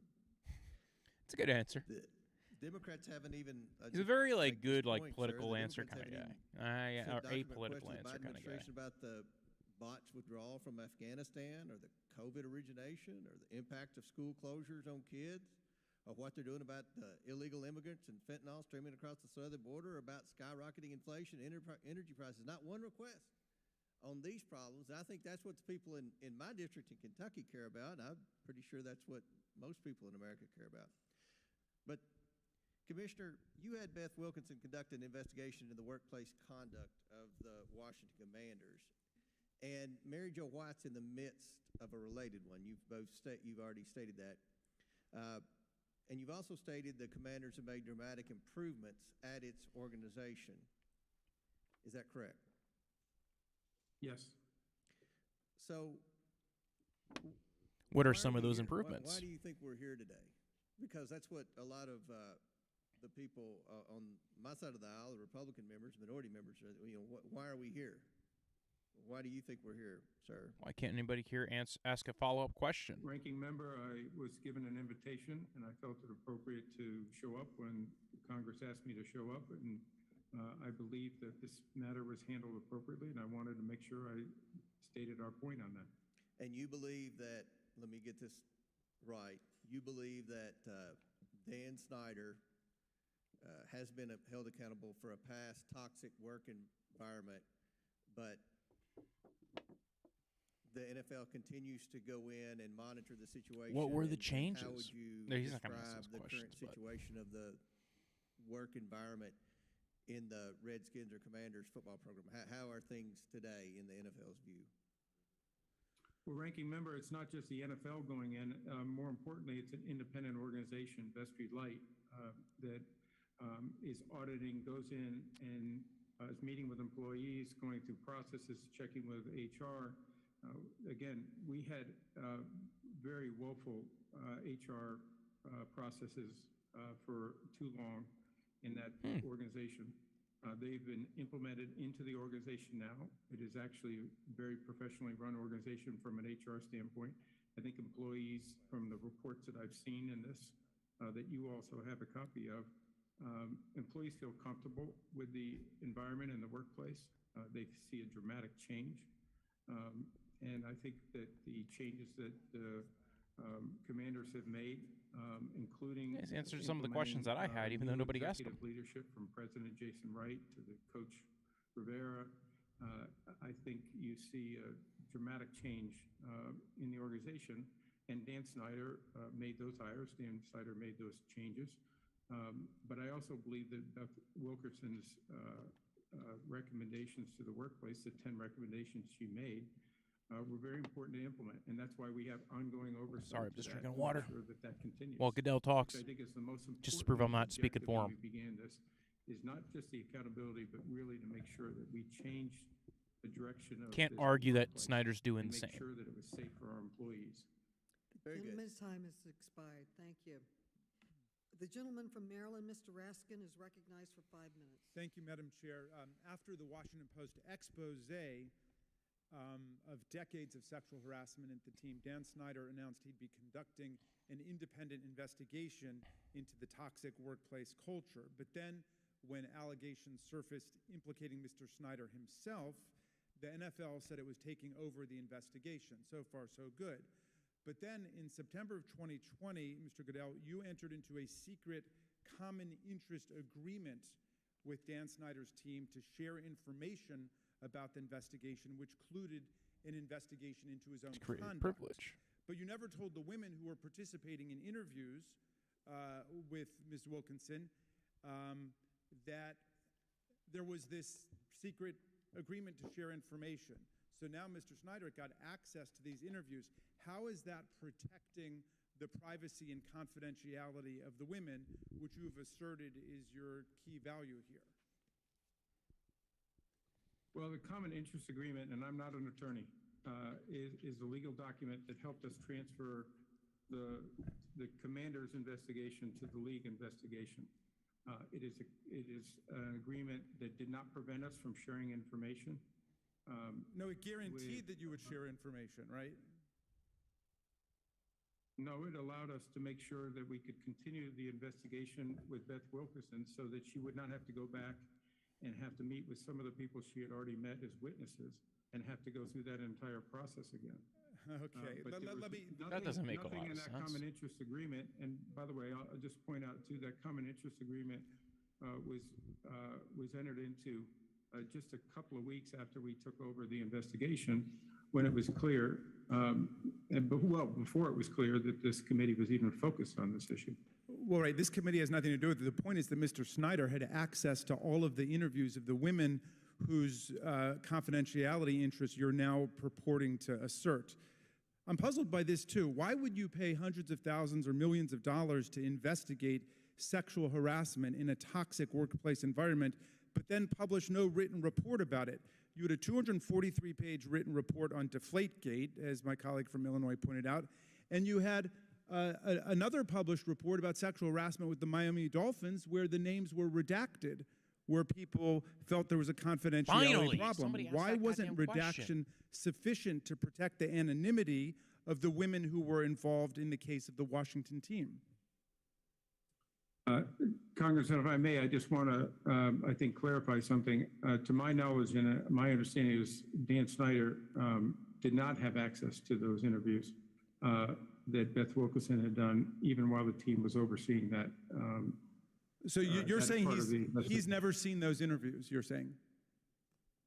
Not to my knowledge, and I don't believe so. Okay, why wasn't redaction sufficient to protect the anonymity of the women being interviewed in the case of the Washington team when it was sufficient in the case of the Dolphins? In the case of the Dolphins, my recollection was no one had asked for any confidentiality. Not only did in the Washington no, they did matter, because their names were redacted. When I finish? Please. Not only in Washington, not only did they ask for confidentiality in many cases, we also promised them confidentiality. Yes, that's what redaction is for. Okay, that's what redaction is for. Redaction doesn't, Congressman, with all due respect, redaction doesn't always work in my world. I promise you. Okay. We need to take extra steps to make sure these people who did come through and courageously come forward. All right. I got to reclaim my time here because I got another question for you. Between August of 2020 and April of 21, while the Wilkinson investigation was taking place, Dan Snyder conducted a parallel investigation of the women who spoke out, and he filed 10 lawsuits in 7 states around the country in an effort to expose and undermine those women who had allegedly participated in the Washington Post series. One federal judge described Snyder's legal actions as, quote, an effort to burden and harass individuals formerly associated with the team who may have acted as sources for the Washington Post, adding that the subpoenas that he issued were, quote, being done for what the court perceives is an improper purpose to discover the sources for the embarrassing and damning Washington Post story. So, did you do anything to try to stop Dan Snyder from harassing these women in court after they'd been sexually harassed? And do you condemn this action by Mr. Snyder? I think any action that would discourage people from coming forward would be inappropriate and absolutely wrong. In fact, when we took over the investigation, we told the Washington Commanders that they were not to do any investigations.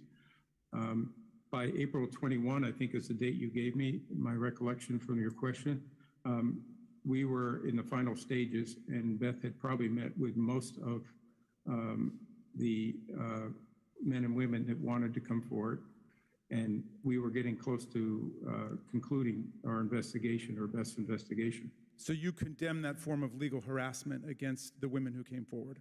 Madam Chair, time's As I said, any kind of harassment against people who want to come forward and tell the truth, we would not permit, and we would not find acceptable. Do anything against The those? gentleman's time has expired. The gentleman, you were allowed to respond to his question. Okay, we now recognize from Texas, Mr. Fallon, the gentleman from Texas. I think that's important. That you use litigation harassment to go ahead and try to get these women to shut up. And did any kind of Commissioner, thank you. I know, want to be frank with you. I'm angry and I'm concerned. Oh God. Last week marked the 50th anniversary of Watergate, which was a scandal that led to a series of felony convictions and the first resignation of a United States president. And it tore at the very fabric of American society. And a scant 7.5 years ago, another scandal rocked our nation, threatening the very core and foundation of our republic. That being, of course, Deflategate. Oh. Where in an AFC championship game, now, the NFL footballs, the pigskins, the rock, the pill, the hand egg, the melon, and the leather was mysteriously underinflated by 2 PSI, pounds per square inch. This led to a multifaceted investigation, months long, thousands of dollars spent. Where the GOAT, Mr. California Cool, the real Slim Brady, the master of the tuck, the Lord of the Rings, Tom Terrific, Tom Brady was suspended by the league.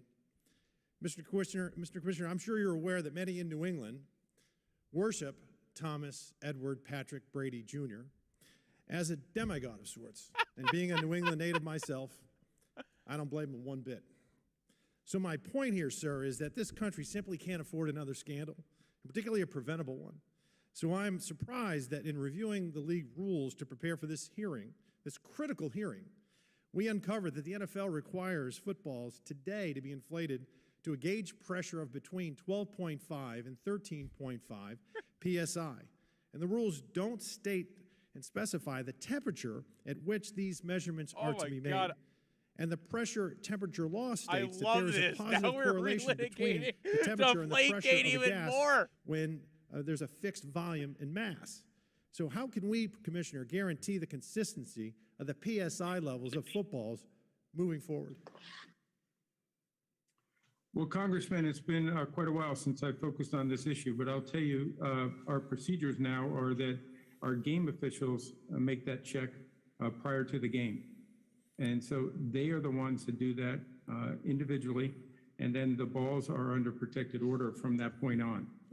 They are not allowed to be tampered with from that point on. So I think hopefully we found that consistency and make sure that the rules apply to everyone and that they're applied equally. And Commissioner, are you currently in New York City? Yes, I am. All right, so you're at sea level, and we're here in Washington, D.C. at sea level. So, sir, what do we do in Denver at Mile High Stadium with 5,280 feet high above sea level? And how do we account for the variances that could and do occur when there's differing atmospheric pressures vis-a-vis the PSI in your balls? Well, Congressman, it's one of the reasons why, and several of your colleagues have mentioned, that we had a lengthy report following Deflategate. And the reason why is because we had several studies that went 50 pages or more talking about these exact issues. I can't recite exactly what they were at this point in time, but they considered altitude, they considered temperature, they considered all those issues in the variance. That's why that report was so lengthy, is because we wanted to put those procedures out as well as the research that went into that. Well, Mr. Commissioner, I'd like to offer my sincere apologies because this hearing, as I said earlier, I'm angry and upset because this hearing is a sham and it's a farce and it's a clown show and it's a terrible waste of your time as the CEO of a multi-billion-dollar privately held enterprise. It's a waste of this committee's time, and worst of all, it's a clown show. I just asked questions about Deflategate. It's a clown show. Suffering inflation. I guess I was a way for him to make it look like it was a clown show. 8.6%. Gasoline at $5 a gallon, highest than it's ever been in our history. We have a southern border wide open, more porous than in 250 years. And the drug cartels are making record profits. Questions about Deflategate. And this unchecked narcotics trafficking has fueled an opioid crisis, which is directly responsible for the deaths of 100,000 Americans. And early, that's why I mentioned I was angry and I'm upset. And we're here harassing the NFL, and I might add, engaging in a partisan, bizarre witch hunt of an NFL team and trespassing without just cause what's into the partisan internal affairs aspect of it, a privately held entity when we face these other crises on multiple fronts. Quite frankly, is he trying to argue that Republicans are only the fan of the Commanders now? I yield back. Thank you, Mr. Fallon. And we're going to have the ONDCP director next Monday, so you can direct those questions about the drug trade to him. We are going to now call on Mr. Khanna for his 5 minutes of questions. Thank you, Mr. Chairman. Thank you also to you, Representative Krishnamurthy, Chairman Krishnamurthy, for your leadership on these issues. I know you've been advocating and leading on these issues for a number of years, just to have basic equality in all our workplaces.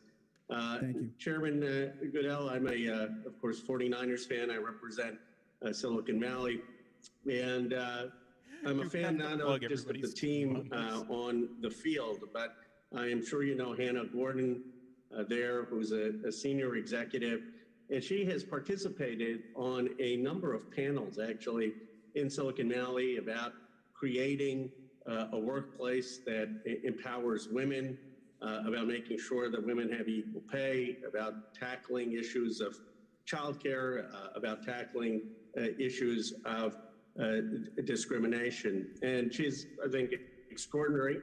She's really helped shape the culture of the 49ers. And so my question for you is, do you look at clubs like the 49ers and extraordinary leaders like Hannah Gordon in seeing what best practices may be for all the clubs in the league? We absolutely do. Hannah Gordon was actually a former employee of ours. She is outstanding. She is a true professional. She made a difference here in our organization, and she's doing that again with the 49ers. I have nothing but respect for her. But as part of the changes that have happened over the last several years is an elevation, I would call it, of sharing of best practices amongst all our clubs from this office as well as the 32 clubs. As we stated earlier, they all have their own workforces and workplaces. Those are their prerogative, but we do believe that understanding and sharing is an important element to making sure we have better workplaces. We also, at the league level, have had many times where we require certain training mechanisms. Some of that came out of 2014 with respect to domestic violence and sexual assault. All personnel are required to go through annual training. In addition, we made sure that sexual harassment is a requirement of all personnel in the NFL. That includes clubs, leagues, owners. Sexual harassment is a requirement. So that we can do everything we possibly can to make sure that our workforces are and workplaces are safe and people have a full understanding of what's expected of them. I appreciate that, and I hope you'll look not just to Hannah Gordon and the leadership on issues of gender equity, but the 49ers in my district have provided STEM education for people left out. I guess my point, Chairman Goodell, is I know people are focused on the legal issues, but you know this better than I do, that if you look at the top 3 or 4 shows that the American public watch, I was shocked when I realized this. It's Sunday night football, Monday night football, Thursday night football. NCIS is the only one that competes. And I think you would agree that given the cultural significance Man, I can't of the believe NFL, that's still going on. and I grew up as a football fan. NCIS is the only one that competes. I think there's a higher bar Man, my where grandmother be what proud. you do really matters to shaping the culture of the nation. And I guess my request and my plea to you would be to realize that responsibility, obviously on issues of gender, of issues of equality, of issues of helping get young people involved in STEM and education, and just realize that, you know, you have a huge platform and make a big difference to the culture of the country. And that's, I think, the spirit of these hearings, as opposed to some legalistic dispute, is just what can you do with the platform you have. Congressman, I could not agree with you more. We take that responsibility seriously. We understand the impact we have in our communities as well as nationally and even globally. And that's why we have worked hard to try to meet that standard.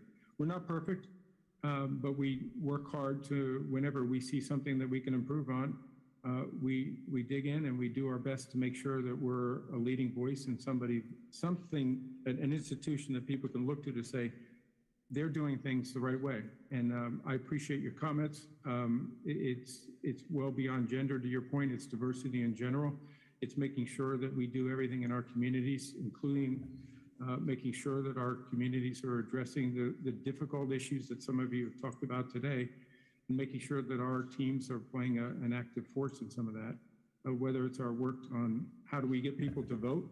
Our clubs are actively using their facilities, are actively using their platform in which to encourage people to get out and vote. I appreciate that. Thank you for your time. Thank you, Mr. Chairman. Thank you, Mr. Khanna. And now I'm going to be calling on Mr. Grothman for his 5 minutes. Thank you. It's just, as was just pointed out, Mr. Goodell, you have attract tens of millions of dollars from Americans who watch your games every week. You've got a large captive audience. Would you agree the NFL has a tremendous amount of power and ability to influence American culture? Yes, Congressman, I think I just made that point. I agree with you. I'm a little bit troubled by your embracement of what I'll call left woke anti-American propaganda, way exaggerating any amount of racism in America. Under your leadership, the NFL has perpetuated the narrative that America is a racist country, including the myth of systemic racism in policing. You've committed hundreds of millions of dollars to, quote, fight racism in America. You've kind of promoted the Black Lives Matter movement, and of course the heads of that movement were Marxists. They're kind of anti-family. I realize it's a diffuse organization, and not everybody believes in that, but nevertheless, the founders believed in that. The NFL is committed to leveraging the NFL network with its other media properties to place increased emphasis on raising awareness and promoting education of social justice issues of our fans. That's what you say. Mr. Goodell, studies show that when you control for crime rates, there is no systemic racism in policing. Mr. Goodell, could you use your opportunity to raise awareness among your fans about the fact that study after study shows... Whether or not you agree with what he's saying, the thing I at least appreciate is trying to shoehorn in what you want to talk about into this committee hearing instead of trying to go ahead and be like, why are we here? Oh, Mom, I don't want to be here. Like, why are we doing this one? Like, I at least, I mean, I don't know, like, I don't agree with what he's saying, but at least I, like, appreciate the, that there's no place for racism and hatred in our society. That's not the point. I appreciate the strategy, if you will. I appreciate the gamesmanship. In your question, or the second point to it is we have an incredibly strong relationship with law enforcement. We are supportive of the work that they do. We understand the difficult job that they have and the dangerous job they have. But we all want great policing. We want to make sure that the police are properly resourced and properly equipped. But more importantly, our work has been focused on how do we develop better relationships between the law enforcement and the communities. And personally, I've gone into some of those communities with law enforcement and done what we call ride-alongs. And in that context, you understand the gap that we have to fill between what law enforcement is faced with, how they do their jobs, and what the community expects from them. And I think more communication, more work to try to improve that relationship is not only going to improve policing, but I think it's going to improve our societies in general and our communities. Mr. Goodell, study after study shows there is not systemic racism in our police departments. There is a narrative out there, for example, who to this day mislead the public as to what happened in Ferguson. The Black Lives Matter movement fanned the flames out there, even though Barack Obama's own Justice Department found that shooting was justified. And you have kind of piled on with the narrative that we have a fundamental problem. Will you do what you can to use your mouthpiece, given the damage I think you've created in the past, to straighten out the record with regard to racism in our police departments? Well, Congressman, with all due respect, I think, again, we've been incredibly supportive of law enforcement, and we'll continue that. So I'll give you another question. I'll give you another question. And this is on the internet. You never know what you can believe on the internet. I look at the internet, and we see that you're making about $64 million a year. Not as an owner, not as somebody who's taking personal risk, not somebody who has to block or tackle or risk your body. To a certain extent, the NFL is profitable because they shake down cities, tell them we're gonna leave your city unless you build a big, hundreds of millions of dollars of stadium. I want more questions on Portnoy, man. Do you think it's Somebody appropriate, get given Jim the Jordan back on the monopoly line? NFL I like has, that. you That have was no more personal fun. risk, either physical risk or financial or more risk in your Deflategate job. questions, man. Those were more fun. 64 That was all way more entertaining. The Portnoy Congressman, I and started as the an intern, Deflategate stuff because, nearly like, 40 at years that ago, point, like, have fun with in the it. NFL, I am very fortunate to If you don't made a agree career with it, being have at fun the with it. NFL. That's An my. organization I I'm get proud it. of. We're gonna. I'm happy to have had the opportunities that I've had, and people have mentored me and given me those opportunities. My compensation is something that is determined with discretion from the ownership. They make that determination. I am a stool very pigeon. fortunate to be here in this job. I'm proud of it, and I get paid millions of dollars to just be here. Wish I could say anything more to you that would make you more comfortable, but those are determinations that are made by the ownership.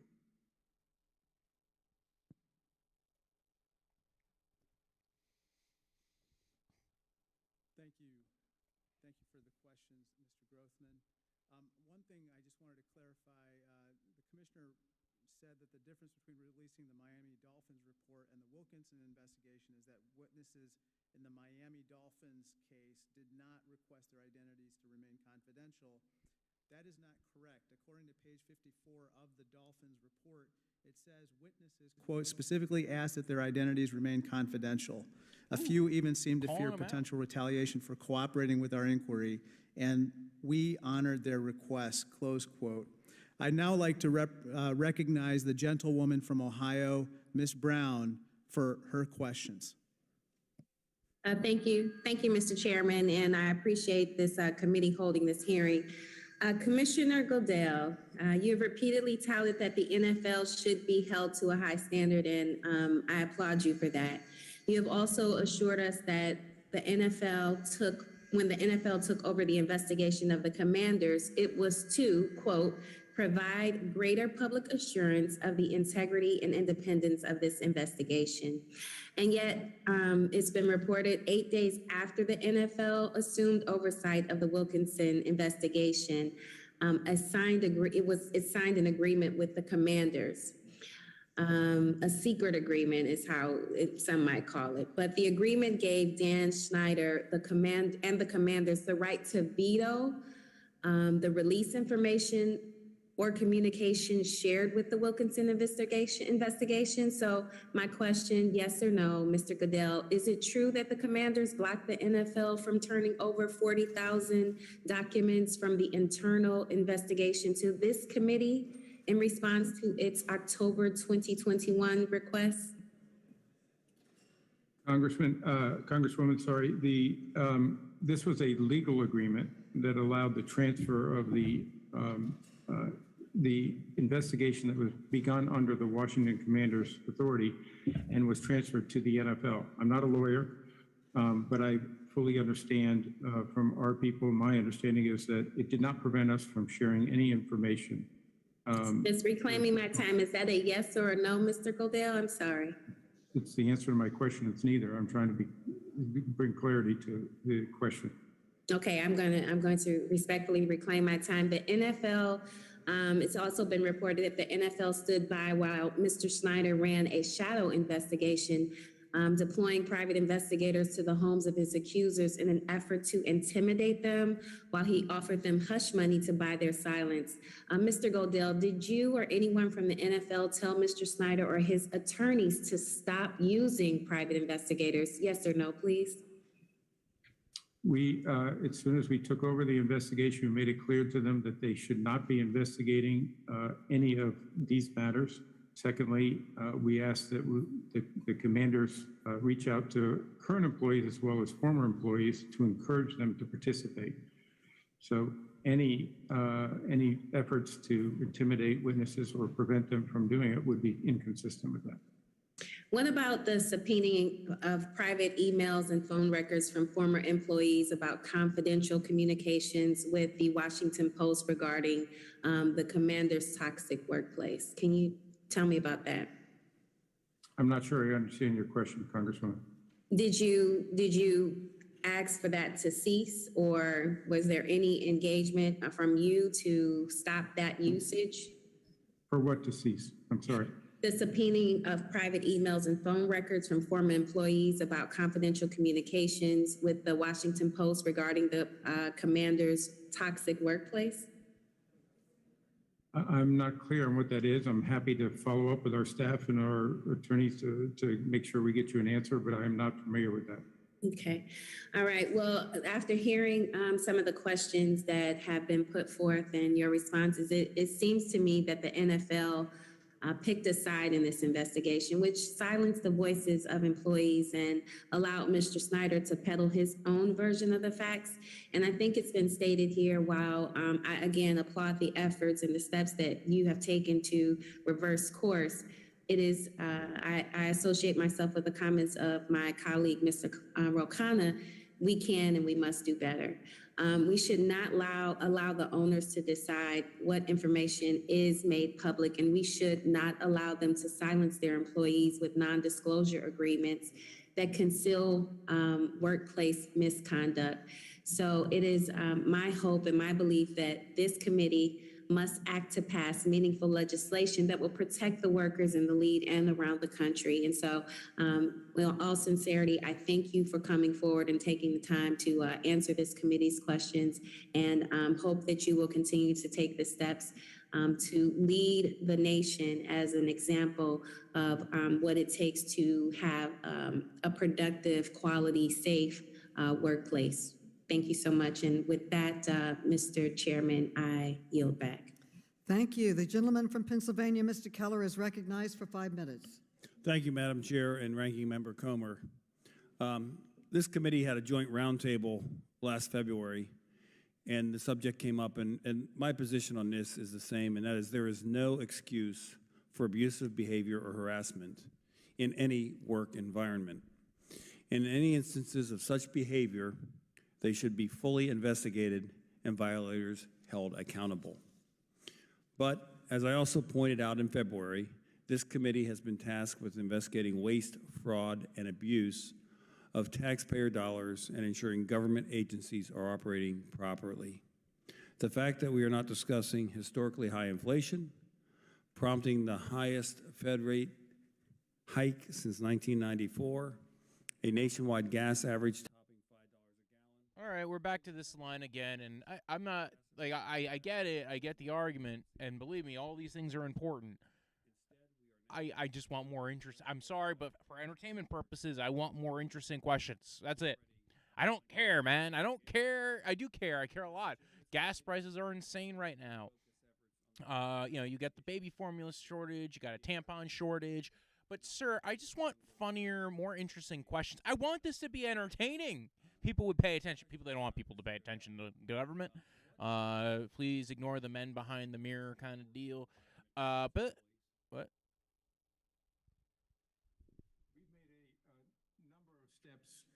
Going back several years. One, and I mentioned some of this, but annual training that's required across all personnel, from clubs to league officials, employees, including players, owners, commissioners. We've had sexual harassment training also. We continue to do that on an annual basis, which is also required. So we continue to put this front and center. I've had several conversations with our clubs about the importance of maintaining professional workplaces, that it's their responsibility. So I think the steps that have been made clearly have had an impact. But again, we're not perfect, but we want to make sure that our employees feel safe and they have a place where, if they have, and I should have mentioned one other thing, is mandatory hotlines. We at the League have had a mandatory hotline for people to confidentially raise any issues that they think are important.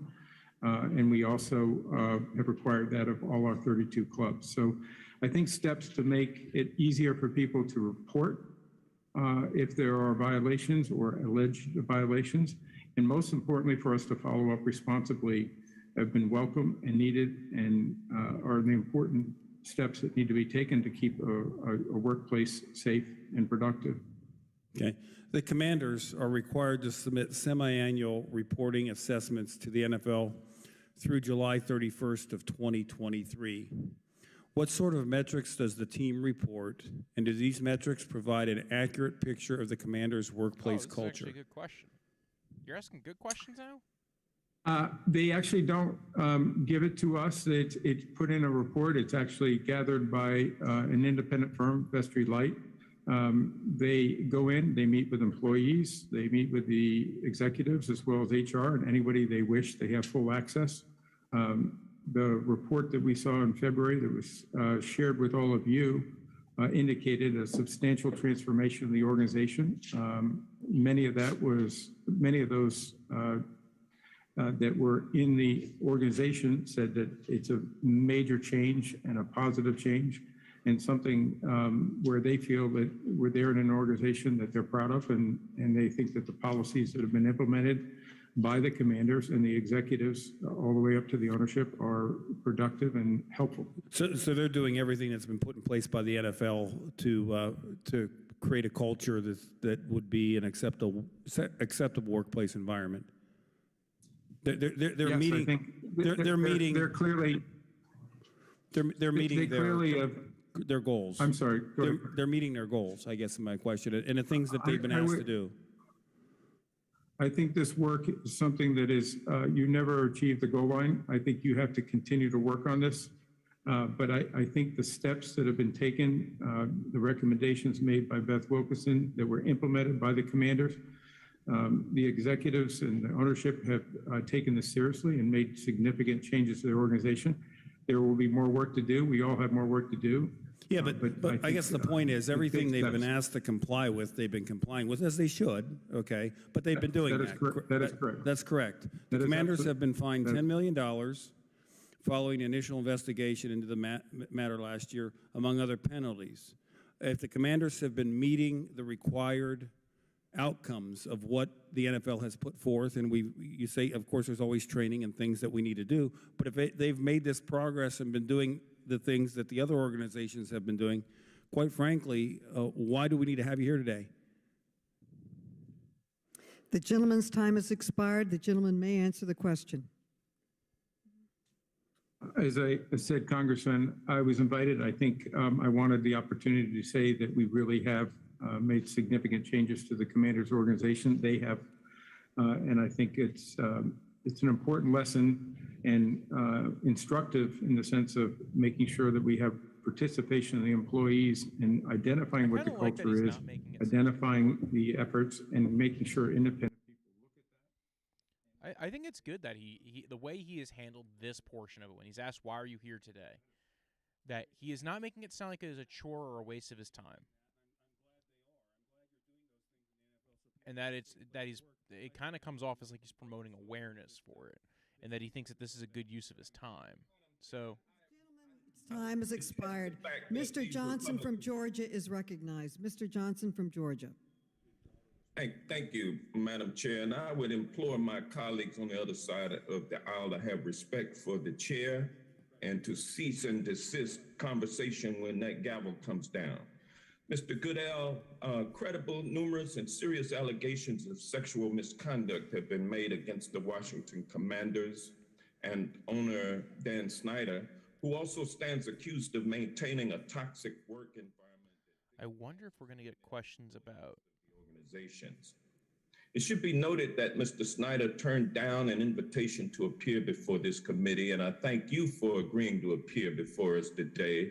And you do so because you understand that Congress has granted the NFL an exemption from the antitrust laws, which enables NFL teams to collaborate on TV contracts. And the NFL does not want Congress to tamper with that antitrust exemption. Am I correct, Mr. Goodell?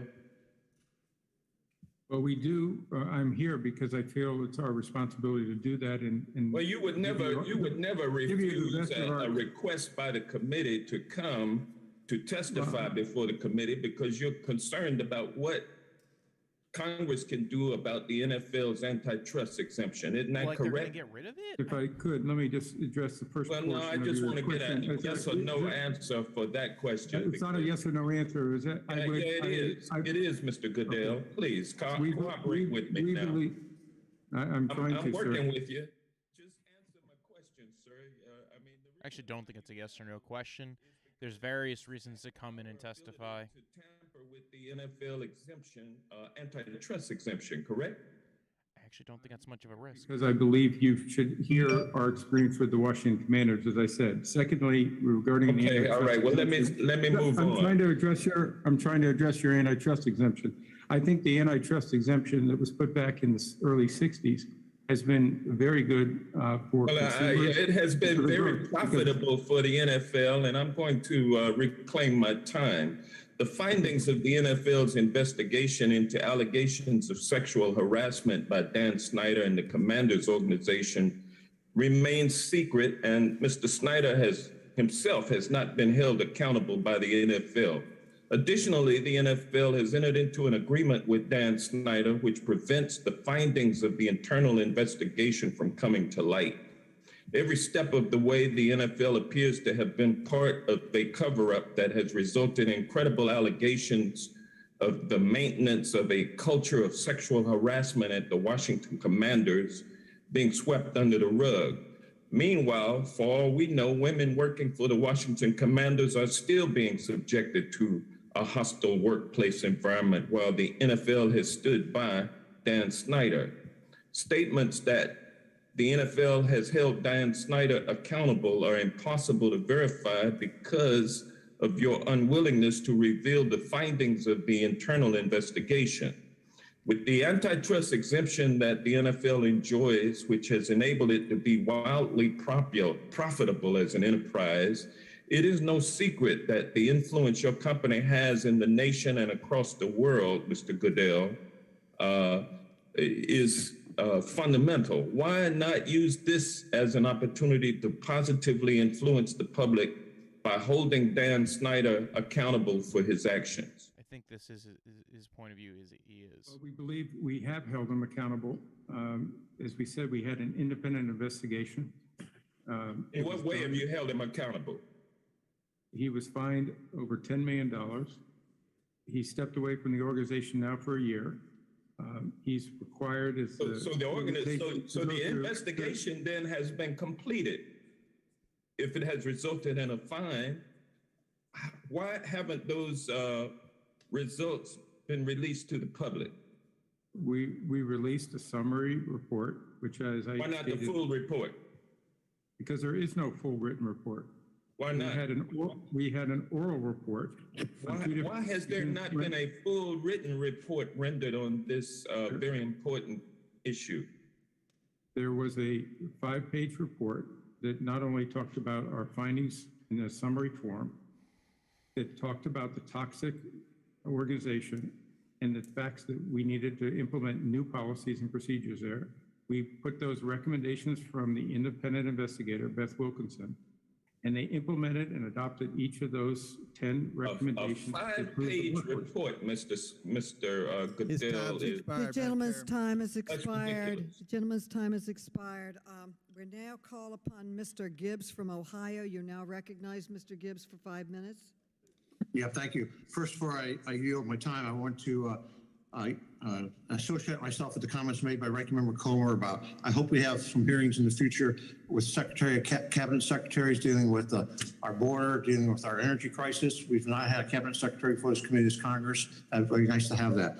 And so I want to yield the rest of my time to Congressman Burgess Owens, former NFL football player. I yield my time to you. Thank you. Thank you so much for that. And thank you, Chairman Maloney. Madam Chair, I have a parliamentary inquiry. May I ask his parliamentary inquiry? Yes, is it proper for a congressman or congressperson who does not serve on a committee but has been waived onto the committee to participate in the questioning of a witness without any further proceedings? He's been waived on the committee, and yes, you can have a member on the committee yield their time to a waived-on committee member. Thank you, and I yield back. And Chairwoman, Mr. Owens, you're now recognized. thank you. Can I also reclaim the time, just taking a few minutes from me, please? Yes, you can. Thank you so much. I want to thank again Chairwoman Maloney, Ranking Member Comer, and members of the community for holding this hearing and especially for allowing me to participate. I'd like to thank Commissioner Goodell for coming to the committee today. It's been a long dream of mine to ask the Commissioner some questions, And I'm going to take a little different tack, something I'm very, very concerned about with NFL. The term racism is thrown around today with alarming and casual frequency. For example, according to Newsweek, requiring black individuals to get an ID to vote is racist. According to NBC News, requiring a college applicants to include letters of a recommendation in their application is racist. And my absolute favorite, a recent U.S. Today headline asking if math is racist. What's truly racist is this condescending, soft bigotry of low expectation that has far too long plagued my community. It was prevalent when I entered the NFL in 1973, when it was understood that certain positions were reserved for whites only. Positions of leadership and intelligence like quarterback, center, middle linebacker, free safety, and head coaches were considered off limits to black Americans. Doug Williams finally broke the white quarterback barrier in 1988 as the NFL's first black quarterback to both start and win a Super Bowl championship. Yet, Commissioner, decades later, despite all this progress on and off the field, we're once again forced to discuss, under your watch, the NFL's engagement in racism behind the scenes. In June 2021, the NFL was forced to announce it was ending its practice of race norming when paying out compensation to players experiencing brain damage due to concussions on the field. The NFL has for years used separate tests based on race to score players' cognitive threshold. The test taken by black players was different than that by white players. The result determined if financial compensation was warranted. Doctors were required to use race-based norms that assumed black players were inherently less intelligent than their white teammates. If this sounds like a throwback to the Jim Crow laws of Deep South, that's because it is. This practice came to an end only after lawsuits against the league by two former black NFL players who were accidentally given the cognizant test normally reserved for white players. When they both qualified for compensation, the NFL demanded that they be tested again. This time, when the clinician applied the race norming algorithm recommended by the NFL program manual, they were denied compensation. As a result of this practice, the NFL compensated injured black players and their families less than white players and their families. To say that black players should be judged by a lower standard of brain function than their white teammates is without question a perfect example of real racism. Commissioner, due to time, I have a couple questions. Just wanted some yes and no's, if you wouldn't mind. Do you acknowledge that until 2021, the race norming algorithm was used to evaluate intelligence of black players as part of the NFL class action settlement? Was it a specific time that you're asking about? But this, as you know, I think this is an issue that was part of a settlement with our former players. Yes. Federal judge Oversight. Yes. Yeah.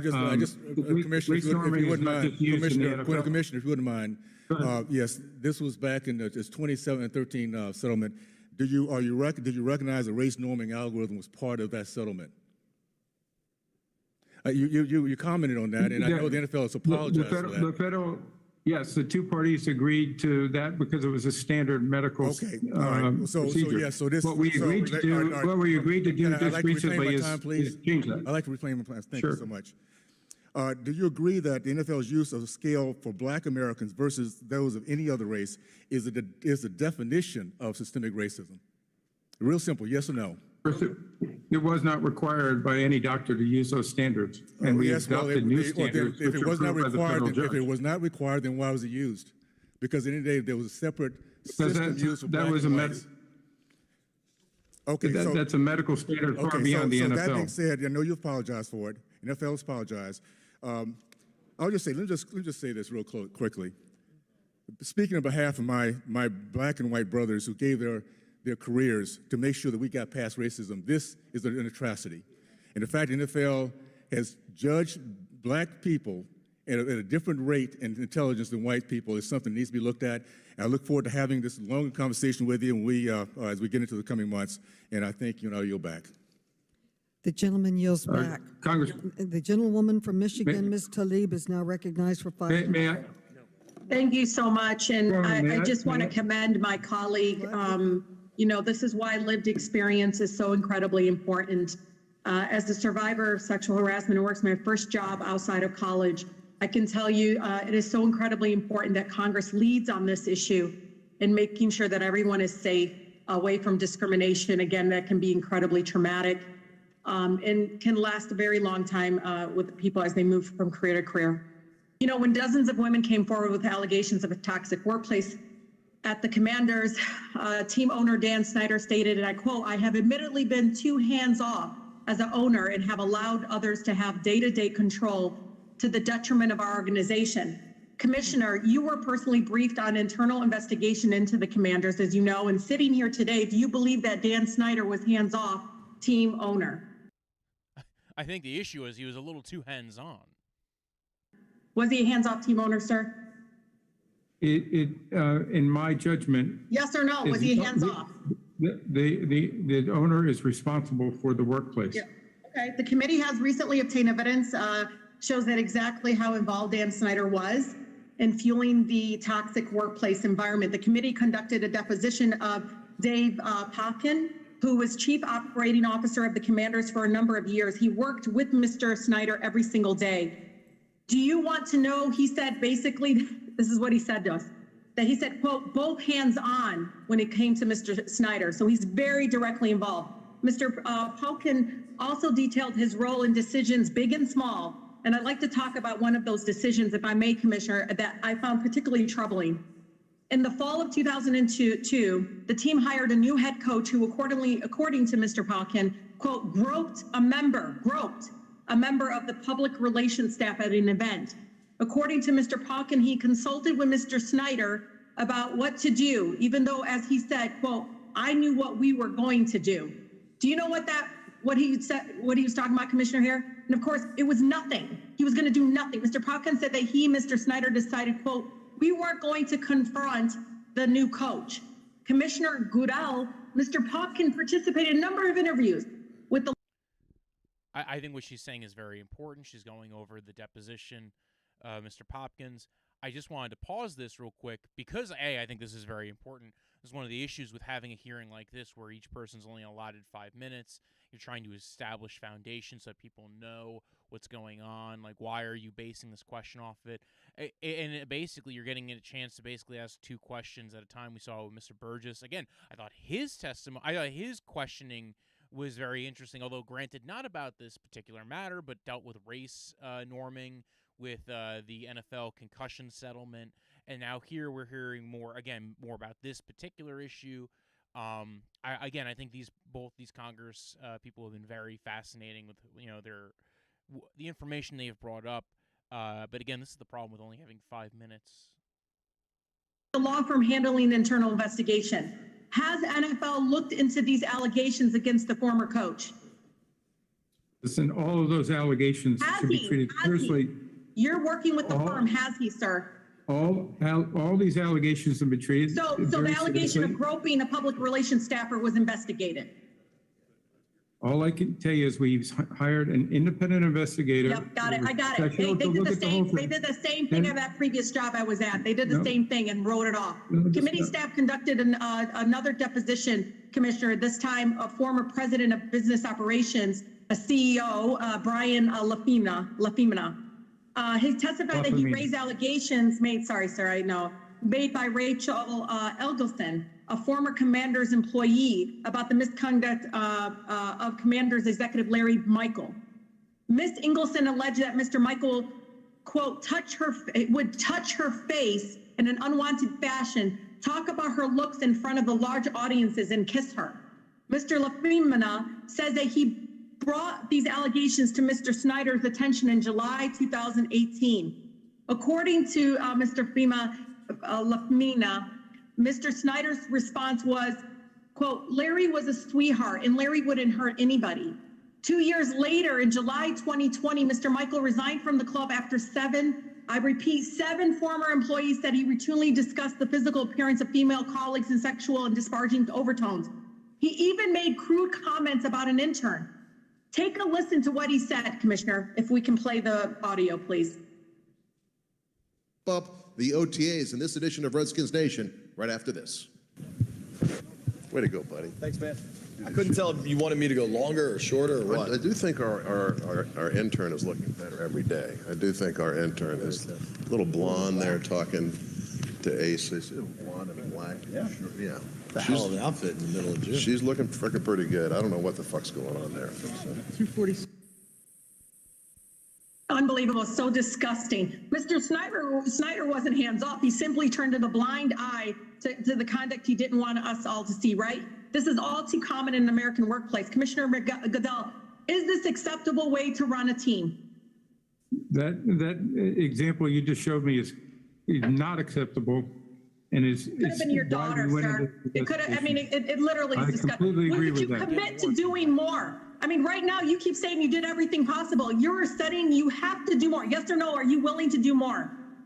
Yes, of course I'm willing to do more. I never said that we were going to stop. I actually said the opposite. But We you will have the continue. authority to recommend that Dan Snyder be removed as a team owner. Okay, You can recommend the that Dan gentlelady's Snyder be time removed has as a team owner. expired. The gentleman may answer her question. Your time has expired. You may answer her question.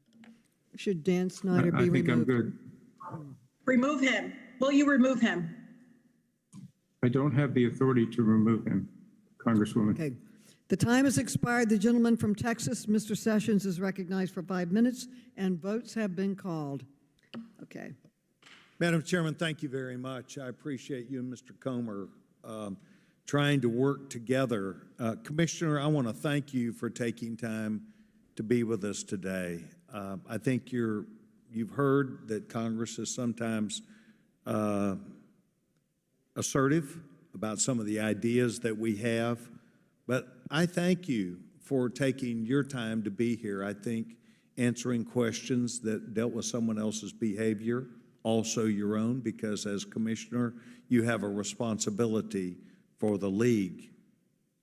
I want to thank you for trying to work with people across the spectrum, athletes, coaches, fans, television networks, owners, and to tell you that I think that from my perspective, and I have been a football fan for many, many years. Jerry Jones is a very close and dear friend of mine, and I've watched Mr. Jones and the Cowboys, as well as almost every other league in the team in the league, to be able to work through athletes' circumstances and things that happen. I think you've done an outstanding job, and I think that it said volumes to me about the changes that have been made within the Commander organization. I think that we're all entitled to make mistakes, and I think we're entitled to try and make up for it. I find this weird. Every once in a while we get a congressperson who will say something like this, where I find it kind of like odd is they're very like, oh, I think you did a great job. I don't know, what's the benefit in saying that? That which you believe would be in the best interest of the league. Unless they really thought that, but I don't know. It's kind of your job is. But Commissioner, I want to say this to you. I think it's also important that we here in Congress recognize we're not perfect either. And we do things that can be seen in ways that are not always the same way everybody in Congress would want. thou shalt not judge unless I don't. About an attack against Dan Snyder, an attack at the former Redskin organization because of the name that was selected many, many, many years ago, and a team and a name that became influential across the country in a positive fashion, not just with perhaps African-American athletes, but other athletes who chose Bring to up the come name and issue, play okay. here. But, Mr. Commissioner, I want you to know that this organization here in Congress makes mistakes also. And sometimes those mistakes are letting us get ahead of a professional conversation that we need to have with a conversation that is perhaps political. And I want to show an article that was in Politico that discussed this very directly, where it was assumed that this could be fundraising fodder, a reason to get rid of Dan Snyder in this town by members of this organization. As a matter of fact, not just members of this organization, but chairman of the House Oversight Subcommittee. And Mr. Commissioner, I want you to know This is that popular. I mean, like, I think we'd like to invite you back next year. I think you have a story to tell that is one of significance and one of taking many, many people, diverse backgrounds, people who are, sure, in the entertainment industry, but people who also stand up as heroes to many of our children. And I think that you've done a great job in taking these men who, by all accounts, may not have had the greatest of life. Perhaps they've turned themselves into something better. I could think about Don Perkins. I could think about lots of people with the Dallas Cowboys that I've watched, Calvin Hill. Honestly, I thought that was kind of an interesting move to go ahead and bring it up that, oh, this is really just to go ahead and try to promote or try to help somebody run for Congress. Again, now he's pumping him up again. He's saying, I want to invite you back. I don't get the strategy with this, unless maybe he, maybe one of his benefactors. He's saying this is a hit job against Dan Snyder. I'm guessing Snyder is a very big donor to certain political candidates, but I hope that you'll accept our The gentleman's chance to come time back. has expired. I yield back my time and thank the gentleman. The gentlelady from California, Jackie Spear, is recognized for 5 minutes. Thank you, Madam Chair. I apologize for also having the National Defense Authorization Act up in Armed Services. Commissioner, you announced a conclusion of a 10-month internal investigation, and despite hundreds of interviews, you insisted that there was no written report. And yet documents obtained by the committee reveal that the NFL agreed to a written report when it took control of the investigation. I'd like us to put that up on the screen. Oh. In the very first paragraph, it says, and I quote, "As part of the investigation, Wilkinson Walsh will complete a written report of its findings." Is this the agreement you signed, yes or no? I have never seen the agreement before, Congressperson, but I know that we signed an engagement letter that was essentially the same engagement letter that was signed by the Washington Commanders. So you made the decision to receive an oral rather than a written report, is that correct? We did in October of that year on the basis of providing confidentiality to the people who came forward. It was important. Well, that's bogus because those reclaiming my time. October of 20. Survivors have begged you to release that report. It is the commanders, it's Dan Snyder that had PIs hired to intimidate them and show up at their doorsteps. So the question is, were you ever aware of a written report, or were you ever aware of a PowerPoint presentation? Yes or no? I am not aware of that, and I want to clarify something you said in respect to people coming forward. People coming forward, their confidentiality was important to them. Some have come forward and not been concerned about their privacy or confidentiality, but there are many others. The vast majority of the people that were spoken to in the context of this investigation have wanted to continue their privacy and their confidentiality. Will you free Beth Wilkinson to be able to speak freely about the findings from her internal investigation with this committee? As we've said many times before in the context of this, the details in the investigation of Beth Wilkinson are privileged. We're going to protect the confidentiality and privacy of those We're asking you whether or forward. not, okay, let me ask you this then. For those victims that would like to have the report released as it relates to them, will you release that? We couldn't do that and protect the confidentiality. That's a issue of. That's not true. You could not if the victims are willing to have that information about themselves released. I'm not an attorney, but we can't waive privilege for some that would impact others. I don't believe so. Well, but I'm happy to have our attorneys. Well, privilege and confidentiality are two things. privilege is something that exists between, in this interest, this is why the common interest thing is a big deal, right? They are allowed to have privilege with Beth Wilkerson because of that common interest agreement with the Washington football team or the Commanders and the NFL and Beth Wilkerson. That's why they have privilege. It means communications with them and Beth Wilkerson and her, any kind of work product that develops from her investigation can be considered privilege. It means that they cannot be subpoenaed to turn that over. This is kind of an interesting take, but they can, in theory, you should be able to waive privilege as the organization. So the question is, why aren't you waiving privilege? He's saying it's because of confidentiality, and now he's kind of saying, oh, well, we can't do it without breaking privilege.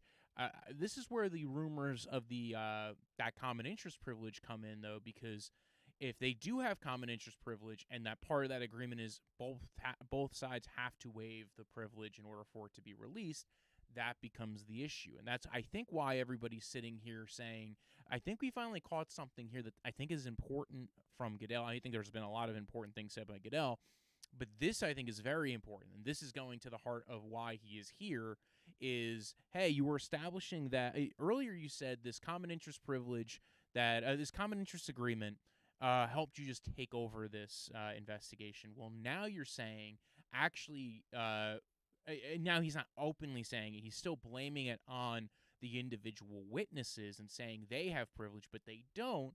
They have confidentiality. Those are two different things. Confidentiality is, sometimes anything you say to an attorney is confidential, but is also privileged. Confidentiality is a lot broader. Privilege is strictly communications between your attorney and if you have common interest privilege, it has to be, again, communications with the attorney, but it can be you have somebody else there. Usually what breaks privilege is any kind of third party that is there. You could still be confidential, but it won't be privilege anymore. For instance, if you and your attorney have a conversation at a coffee shop regarding a matter and somebody's there who can overhear you, or you have that discussion in front of one of your friends, say you're part of a fantasy football league and you have, the commissioner of your league there hanging out with you while you're having this conversation with your lawyer, that would not be privileged. That would be confidential, but it would not be privileged. Be able to address that with you. I'm not an attorney. Oh. So the Carolina Panthers, there was an investigation of them 2 years before the Commanders investigation. They included several recommendations for the league to strengthen its protection of workers. One was a specific prohibition to non-disclosure agreements to limit reporting of potential violations. Did the league ever adopt that recommendation? Mary Jo White made 4 recommendations. I think that's what you're referring to. We implemented 3 of the 4. The one we didn't, that we were concerned with, was that all workplace violations or allegations had to be reported to our office. We don't think we were situated to be able to handle all that, but obviously that's something that the individual clubs are going to have to be able to address their own workplace. Would you? If there's a violation of law or personal conduct policy, that will be reported. All right, reclaiming my time. Would you put in place a prohibition that non-disclosure agreements cannot be used by the various organizations under the NFL?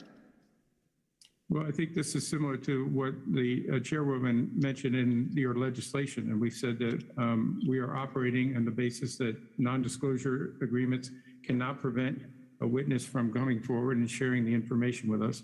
We understand the legislation. I'm just asking what you would do professionally yourself. Right now, we do not allow our employees to use a non-disclosure agreement to not to cooperate with a league investigation. So non-disclosure agreements by each of your various teams are not being used? Is that what you're saying? No, I'm not saying that. The gentlelady's time has expired. The gentleman may answer her question. I think this is important. I'm not saying that. State by state, our teams operate in different states. They have different laws. So the federal legislation is something that we're willing to work with the committee on. Oh. Thank you. The gentleman's time has expired. I think that was a great line of questioning.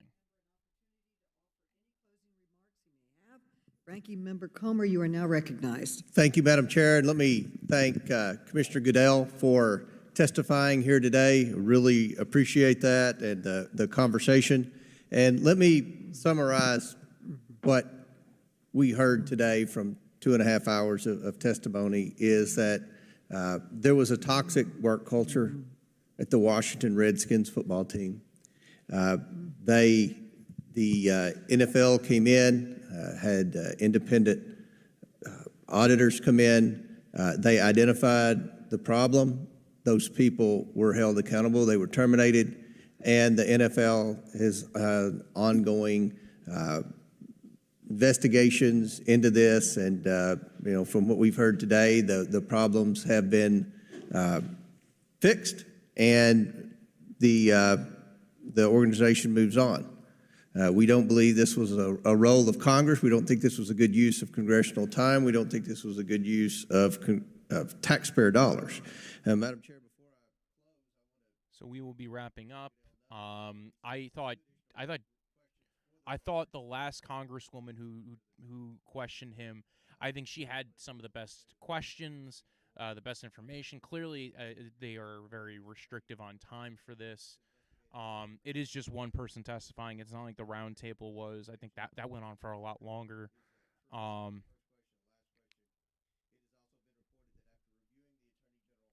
Lynch's investigation, you permanently banned that minority shareholder from ever owning an NFL team or otherwise participating in business relationships with the NFL. Is that true? And I think the answers to those two questions might solve some of the uncertainty that still remains about the Washington football team. With that, Madam Chair, thank you, and I yield back. The gentleman yields back. In closing, I want to thank you, Commissioner Goodell, for appearing before us today. We appreciate very much your testimony and your willingness. Madam Chair. Madam Chair, this is Debbie Wasserman Schultz. We are in closing right now, and I have to get to the floor to vote, so I have to close right now. We appreciate your testimony, and as we learned today, the committee's investigation has uncovered new evidence of troubling conduct at the WashingtonCommanders workplace. And as we heard today, the commissioner agreed that this conduct was incredibly serious. In fact, he testified that he has, quote, not seen any workplace in the NFL that is anywhere near what we saw, end quote. I am happy that Commissioner Goodell recognizes that the NFL has one of the most influential platforms in America and that Mr. Snyder's actions were unacceptable. Unfortunately, Mr. Goodell has not agreed to release the findings from the NFL's internal investigation. Without transparency, we cannot have true accountability. That is why I announced my intent to issue a subpoena to Daniel Snyder to appear for a deposition next week. We will not be deterred by billionaire owners or political posturing.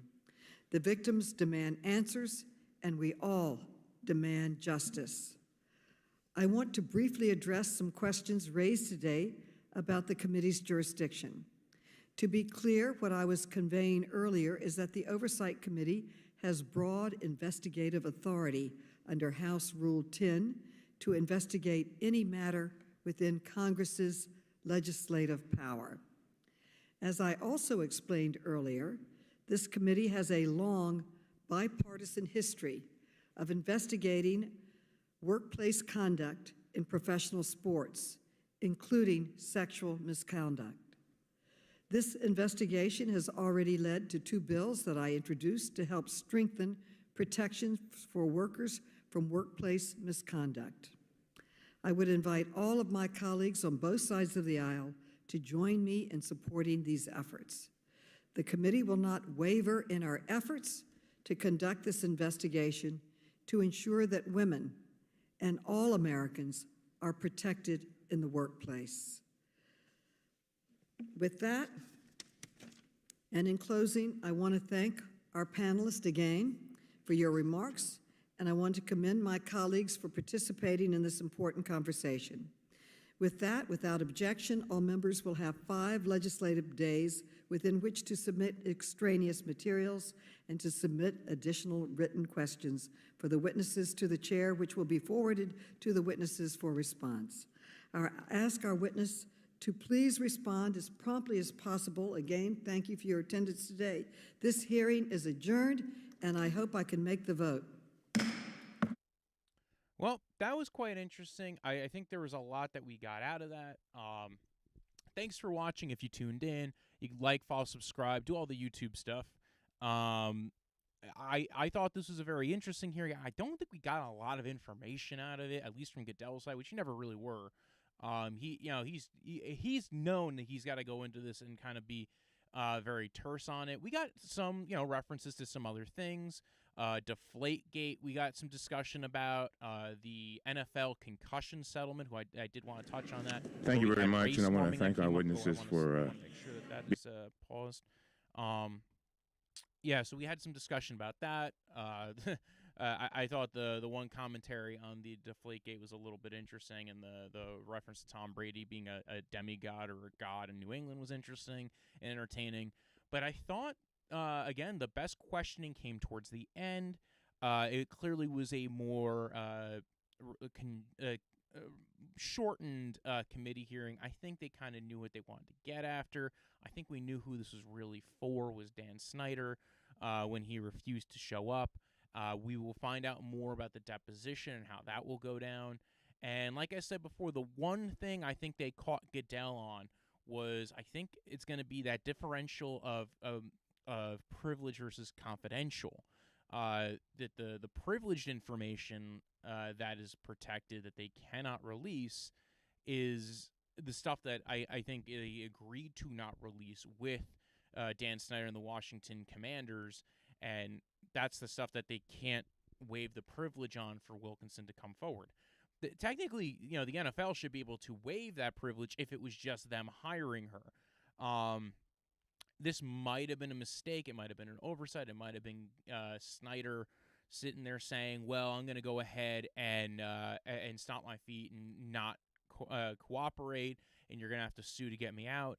I'm very curious as to how that went down. He did mention that in October, after the the April takeover of this investigation, in October they made the decision to instead of have a written report, have an oral report. That's a long time to have that go on for. That we're talking about almost 6 months of this investigation where you decide to change to allow for an oral report, to not have a detailed written report. I think that's another important detail that came out in this. I appreciate a lot that we learned from this. I think it was very important, and we will find out more as this goes on. I will talk more about the Deshaun Watson stuff on another day. I don't normally do live streams like this. Maybe I will in the future if I get enough turnout for it.